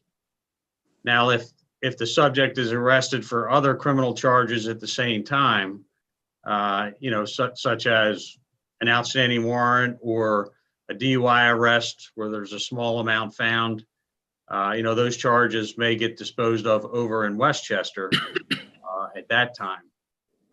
You know, but currently the way the law is written, the officer only has the option to arrest and charge on a misdemeanor if he's going to effect an arrest. Now, there is also the statistics are a lot more than 13 for incidents where there was no arrest made and drugs were confiscated, and you know there was simply no arrest made. So 13 year to date this year, I don't think it's necessarily a huge number for what we're dealing with here in the city of Coatesville. I would just caution that we're really not decriminalizing it because it's still against the, you know, it's still illegal statewide and federally. And the officer still has the discretion to, you know, to arrest for the misdemeanor instead of a ordinance violation. So it's always, you know, it's always up to the officer's discretion. And just as if the state police were in the city and made a traffic stop, they don't enforce local ordinances. So therefore, any arrest by the state police is always going to be a misdemeanor arrest for a small amount of marijuana. So just some things to consider. I'm not opposed to continuing to study the issue and its impact on our community. I just think it might be a little premature to, you know, to have this as an action item here tonight. I also want to acknowledge the fact that because we're representatives, we need to speak with the people we represent and not just our inner circles. I represent the 5th Ward, and before I can say yes to this, I need the people in the 5th Ward say, how do you feel about it? Do you think it should be passed? Before I can say yes or no, I need to see how they feel, where they stand. I have no problem with it. If the DA did a blanket, I'll write her a letter myself of support. But I will not put the city out in front to get this ball rolling while we're trying to revitalize, redevelop, and reestablish with the rebranding. I can't support doing this, stepping out first. Too much negativity tied to this whole scene. It's like the With chief that being said. said, I'm sorry. Well, I was just going to reiterate what the chief said. You know, the state police will not honor it regardless of what ordinance we put in effect. Any other questions or comments? Yeah, I would just like to say I'm happy to poll constituents to know what they need from us, what they want from our city, and what kind of action they would like us to take. But I do think that we should strongly think about the people who are criminalized as a result of having a small amount of marijuana and the impact that something like a misdemeanor can have on them. I just don't. A district attorney is a elected position. We don't know that if we elect a district attorney that doesn't see it the way Deb sees it, then what? That's why I think having an ordinance in our city protects people while they're here. We do have surrounding municipalities, and I think it is our job to work with them, but I also think that we are responsible for the city that we have been elected to stay in charge of. And so for me, making sure that people are not criminalized is not a hard decision, but I think, if you want to poll folks, I think that's reasonable as well. She did state the idea that they are not prosecuting these cases. And the thing about it is that the police oath that they take is to the state of Pennsylvania. And right now, marijuana is still illegal. So when we use the terminology of decriminalizing, we're not decriminalizing. We're doing just what the DA is doing now. She's reducing them to summaries.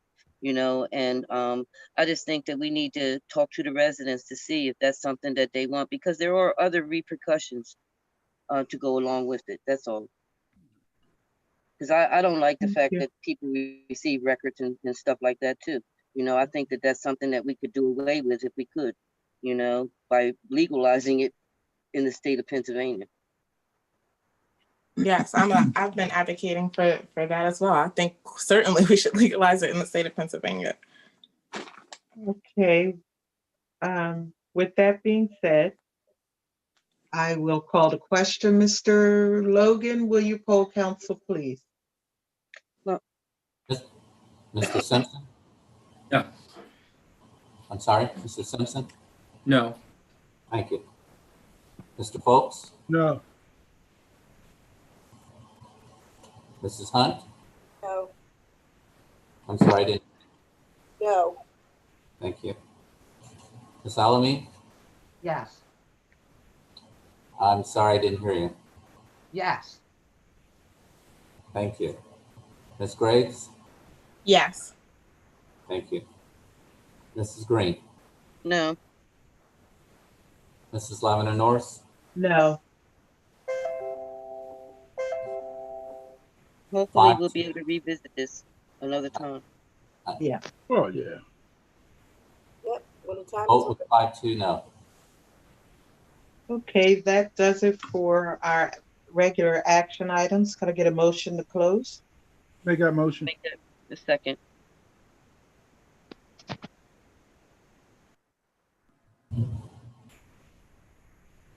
Full council, please. Mrs. Green? Yes. I'm sorry, Mrs. Green? Excuse me, I'm sorry. Are there any Yes. questions or comments? Okay, go ahead, proceed. Ms. Yes. Graves? Yes. Ms. Alamin? Yes. Mrs. Hunt? Yes. Mr. Foltz? Yes. Mr. Simpson? Yes. Mrs. Lavender Norris? Yes. 7-0 carries. Thank you. Is there any discussion regarding our meeting minutes? Is there a reason why the May 11th meeting minutes are in our packet? I thought that there was something, that page, it's a page in my book where. Yeah. I think they were just showing where we voted on the civil service list. Oh, okay, Mhm. okay.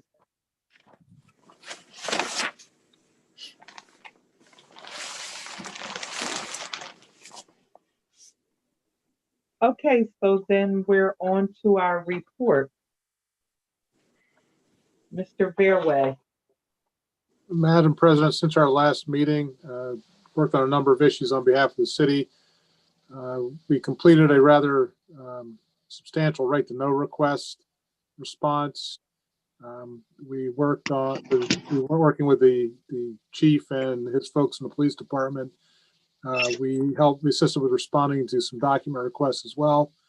I worked on real estate matters involving city interests, on zoning matters involving properties, zoning and code matters involving properties within the city limits.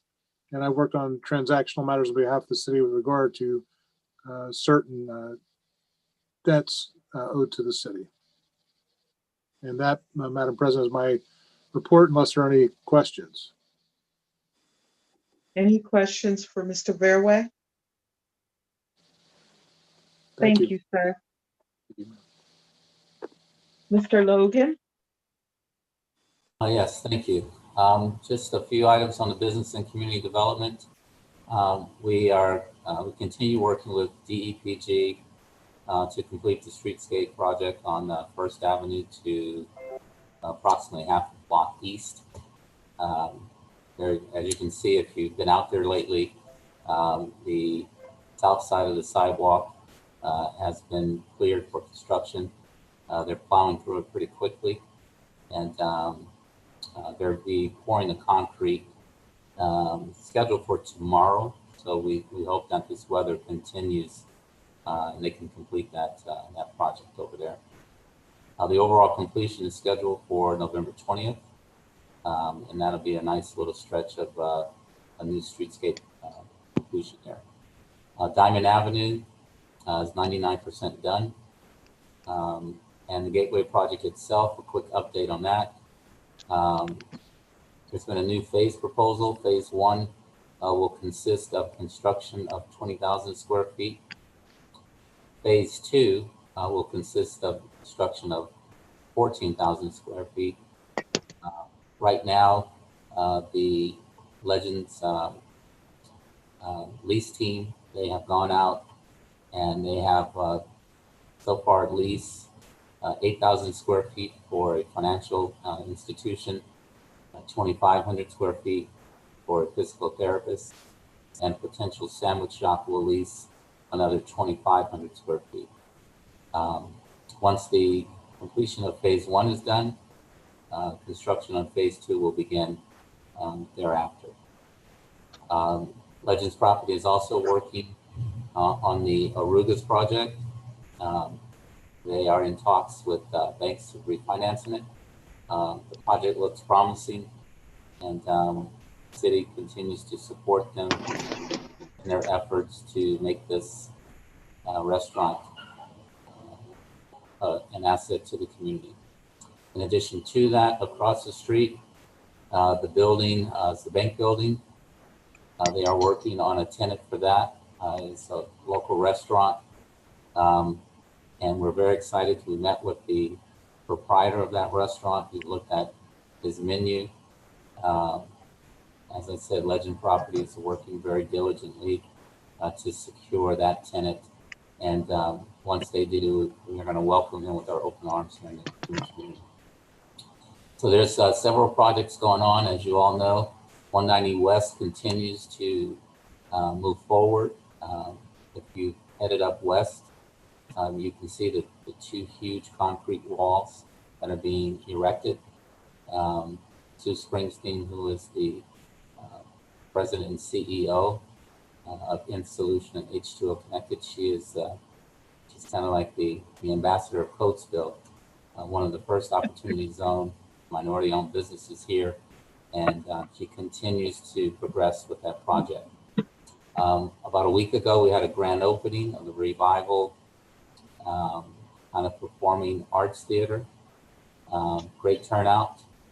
I think Mr. Folks, our council member, was there to help cut the ribbon. Thanks for coming out, Mr. Folks, along with other community stakeholders. A lot of good things are happening up on the West End.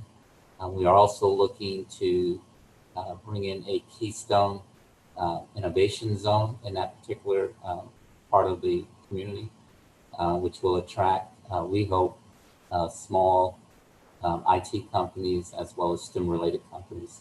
So we're working with a number of people who have the interest of Coatesville at heart, and we're very excited to be moving forward. On November 17th, I'm working with Sonny Huntsinger with Second Century Alliance. We are bringing back our successful series of the Opportunity Zone that we launched almost a year and a half ago.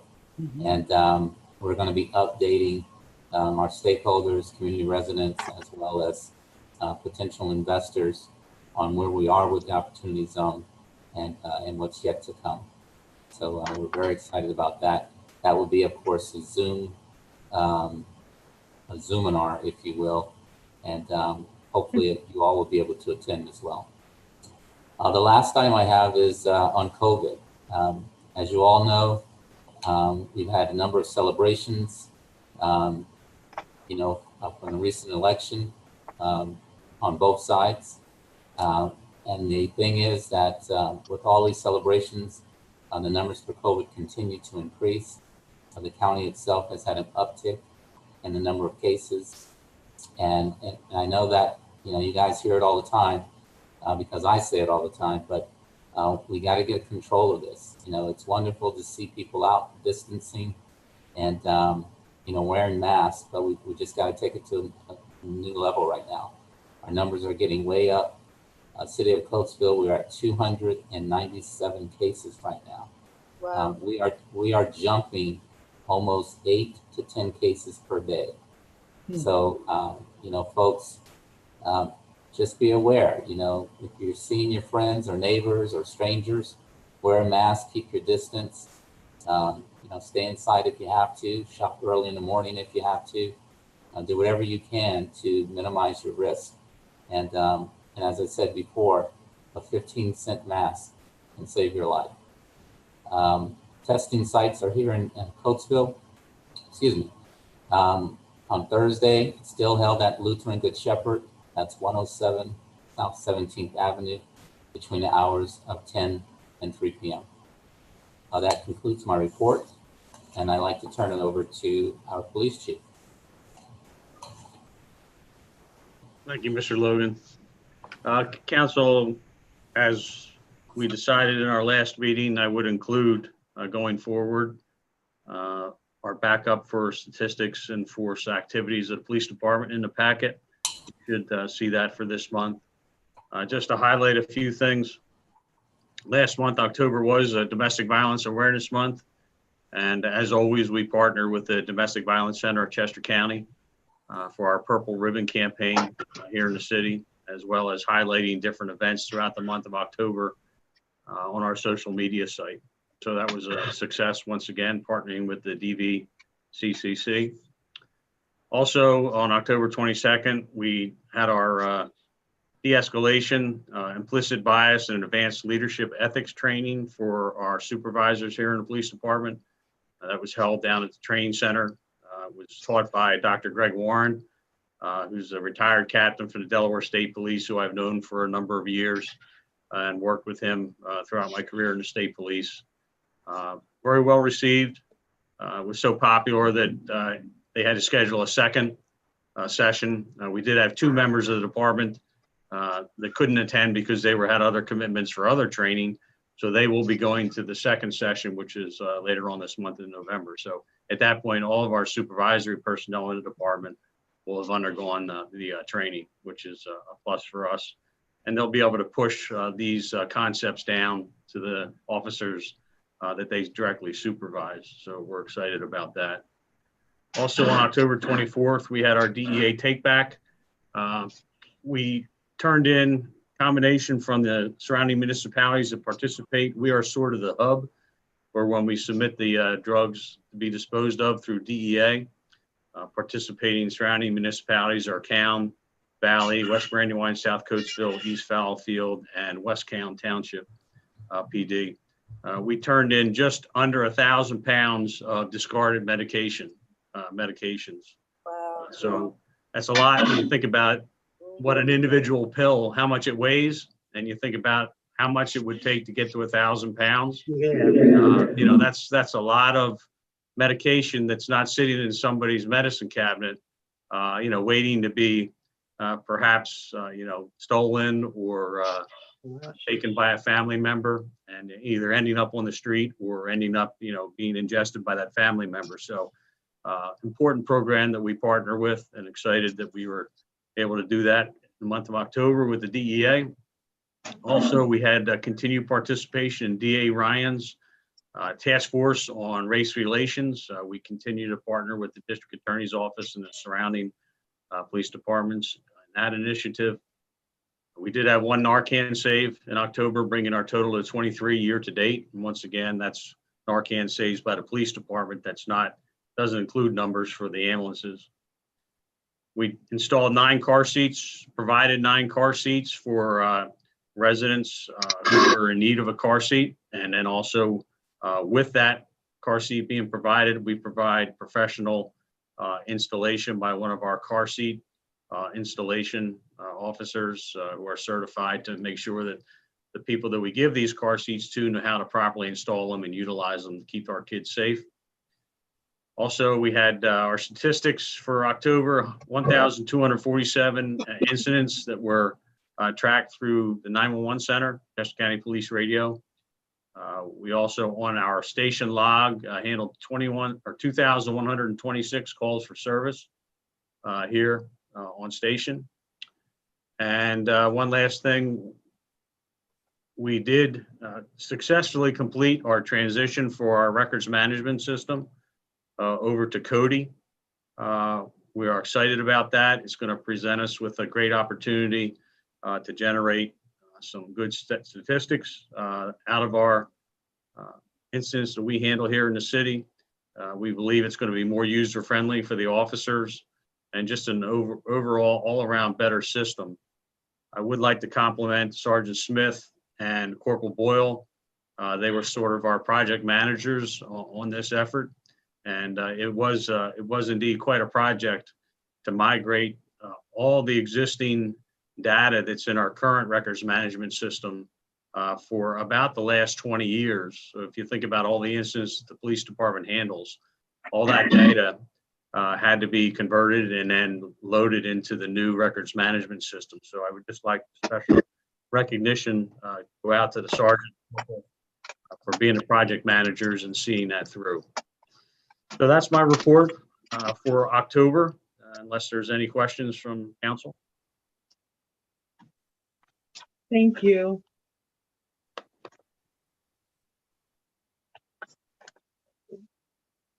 On to our citizens' hearings.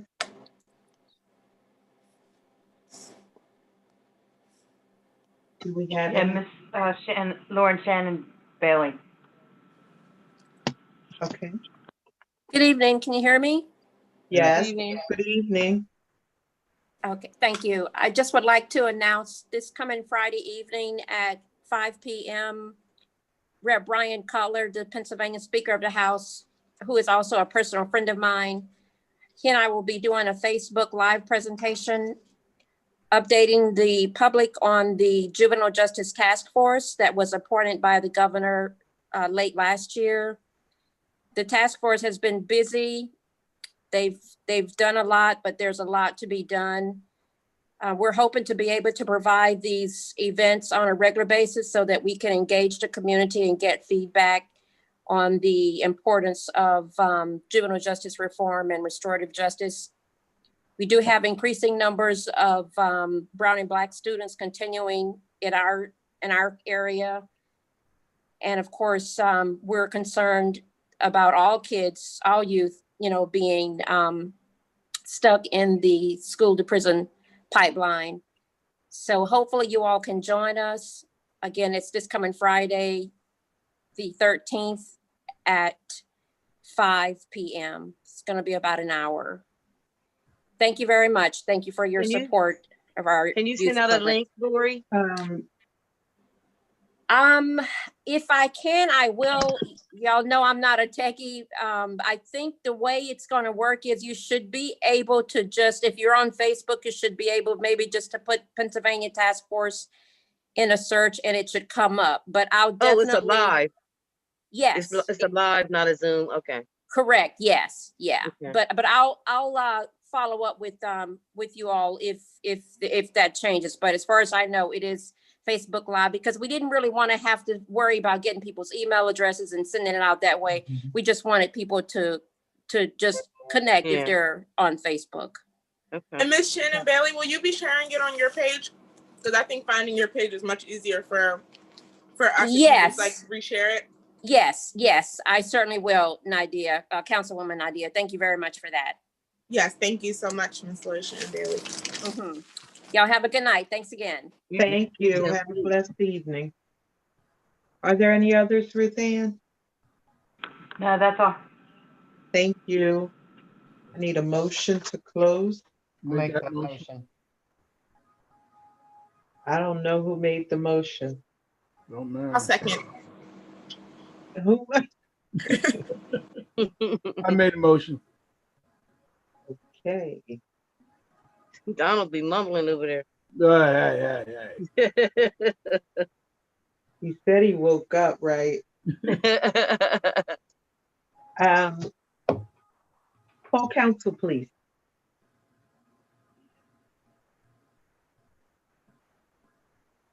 You're muted, Mr. Logan. Mrs. Green, Yes. Ms. Graves, Yes. Ms. Alvin, Yes. Mrs. Hunt, Yes. Mr. Foltz, Yes. Mr. Simpson, Yes.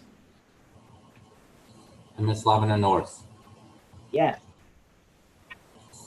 7-0 carries. Seeing as we have no special events, Mr. Simpson, your comment, sir. The first thing I'd like to do is I'd like to thank everybody that is on here tonight, and for reaching out to me when I tested positive for the coronavirus, wishing me, prayers and everything. And I, almost everybody on here, I reached out, and I want to thank each and every one of you. And for those that are watching on YouTube, some of the people there, I just want to thank everybody. And as Mr. Logan, he's constantly preaching about the mask. We unfortunately got it through the family, and who, just took one member, and it went through our family pretty quick, and it was not a good time. And I can tell you that I don't go anywhere without my mask anymore. I never did. We're very careful about it, but even so, you never know who you're going to come into contact with, that may have been with somebody else or just spoke to somebody or saw somebody. But everybody, I want to thank you all for the wishes of getting well. So thank you. You're welcome. God bless you. Thank God you're fine. Yeah. Yep. Mr. Folk? Yeah, I'm glad you're all right too, Ed. I wouldn't go that far. Yeah, I'm glad. I'm glad. I feel better, but don't say I'm all right. But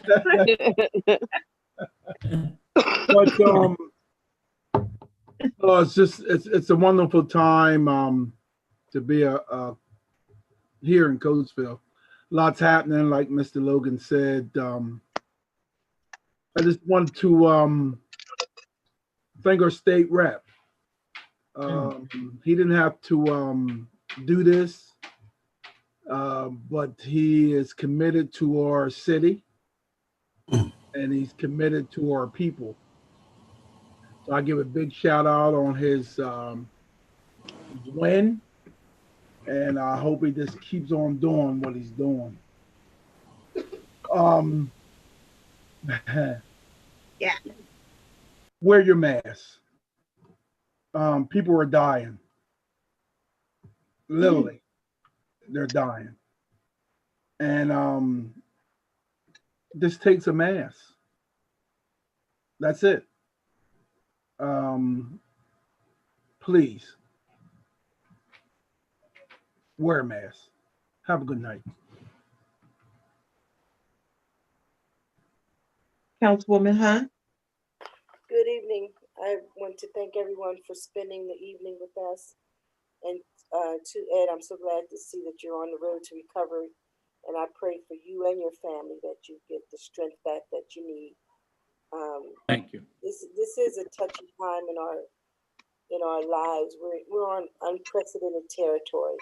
So I just ask that all of us continue to use safe practicing when we're together.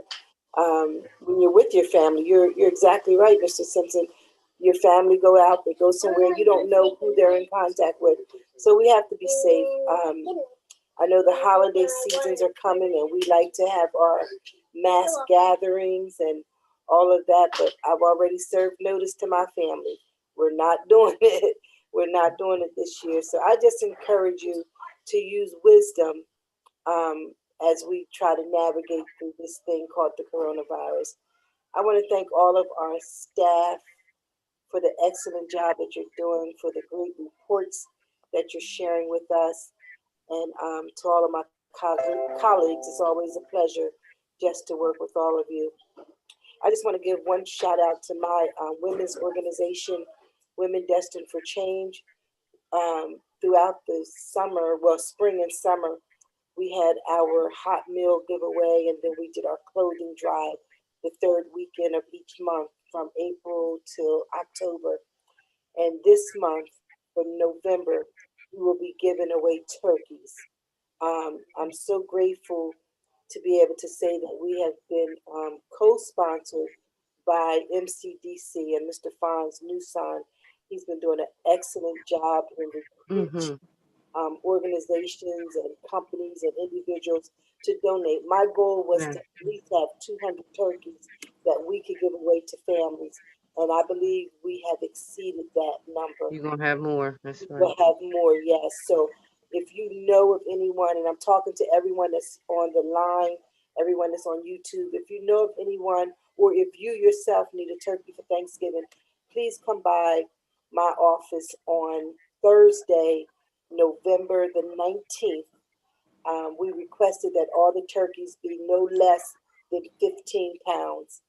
So please come by and receive your turkey, or even if you want to pick up one for someone else, we will be here starting at 12 noon here at the office. You know where we're located, 5th Avenue and East Lincoln Highway. We will be outside so that we'll still have safe distancing.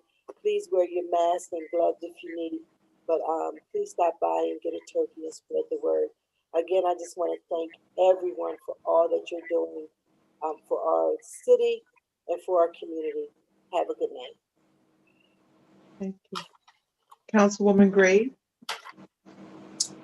Did you say Green or Graves? Graves left. Oh, okay. Yes, Mr. Simpson, I just wanted to say, I'm happy that you're recovering well, and I wish you and your family a continued and speedy recovery. A lot of Americans, including people from Coatesville, participated in celebrations and protests across the country over this weekend. And we all know that these events can be super spreader events. So if you did participate in one of those events, please make sure you quarantine and get tested until your test results come back. That's how we become responsible. I know that 2020 has been a long year. And if you wanted to celebrate, I get it, but make sure you're just responsible.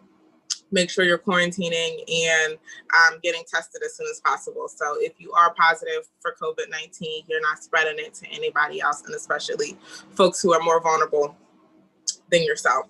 And, I think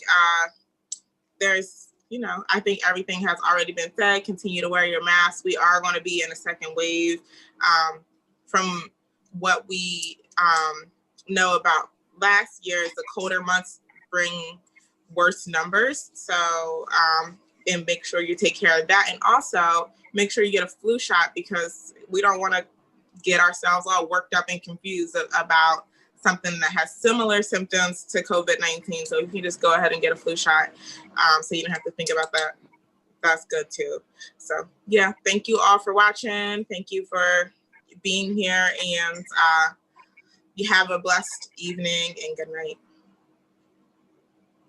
Thank you. Councilwoman Alameen?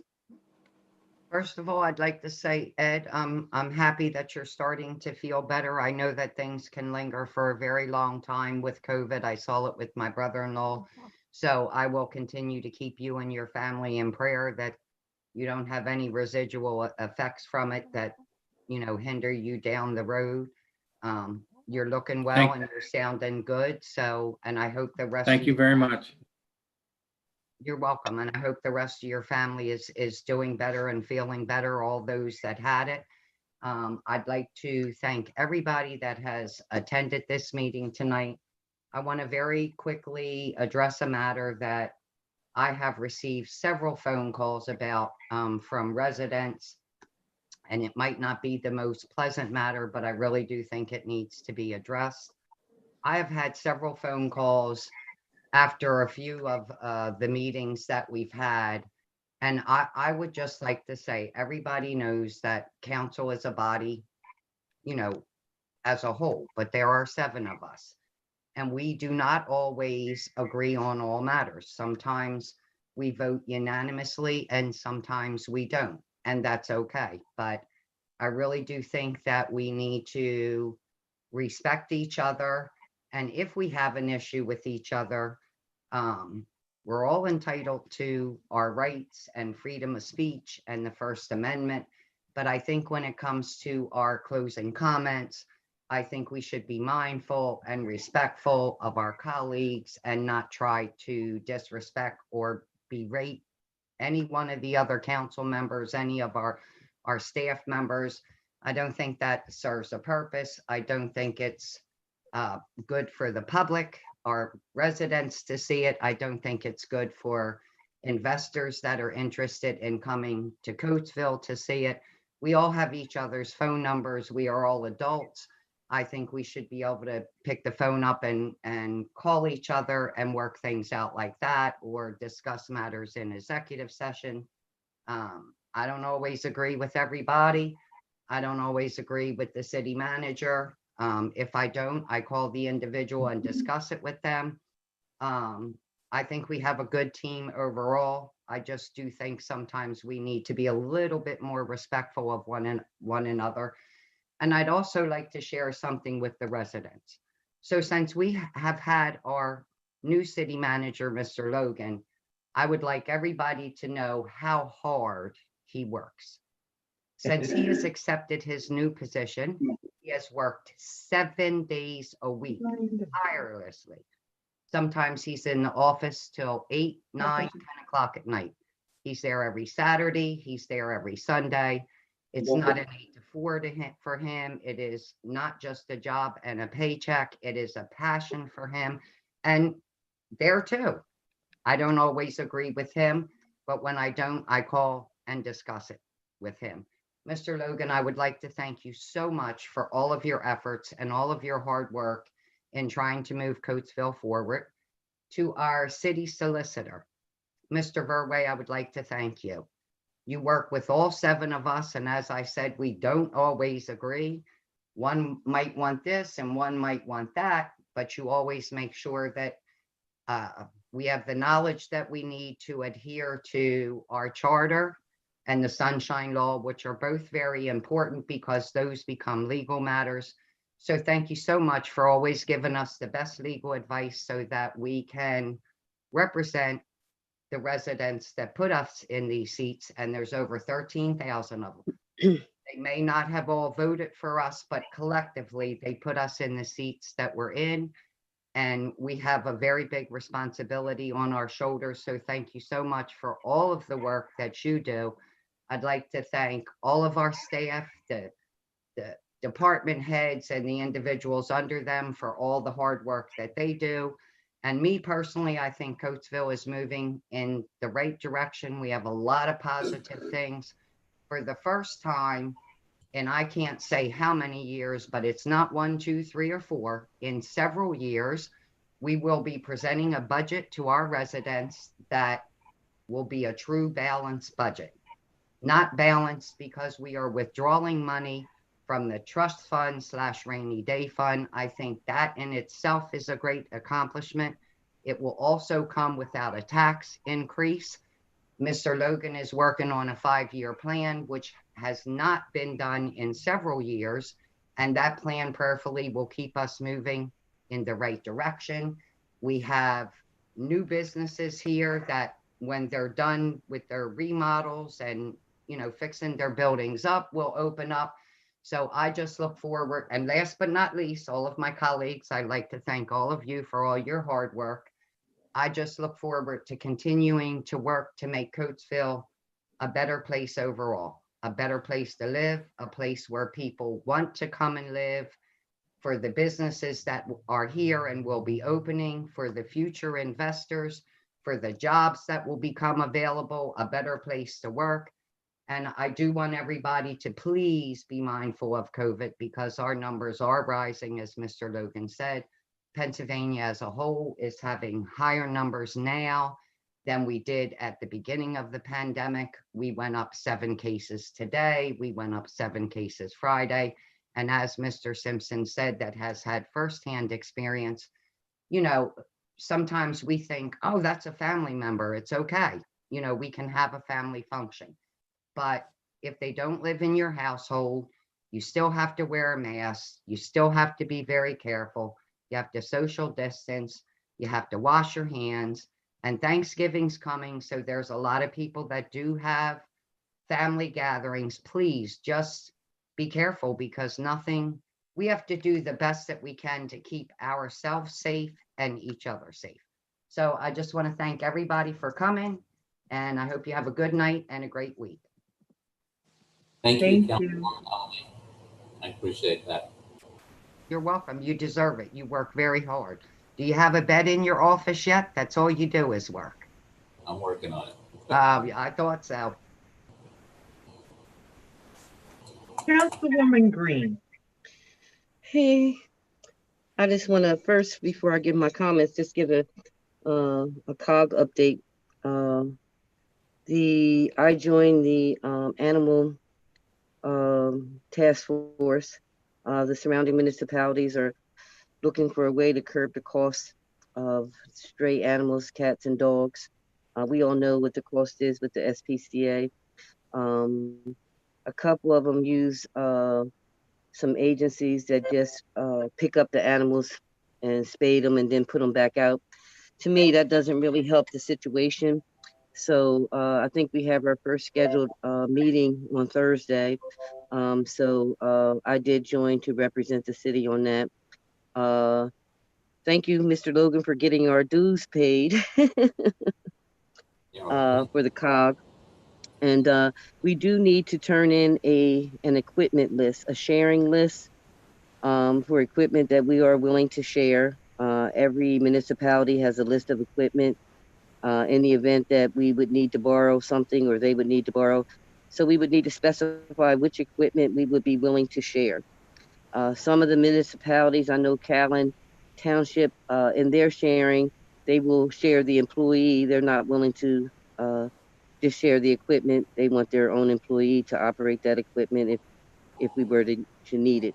So we're one of the last ones. So we need to put together a sharing list. I wanted to speak to Gary Alderman when he was on here about that, because I don't know if he was involved in that when we submitted it a few years ago.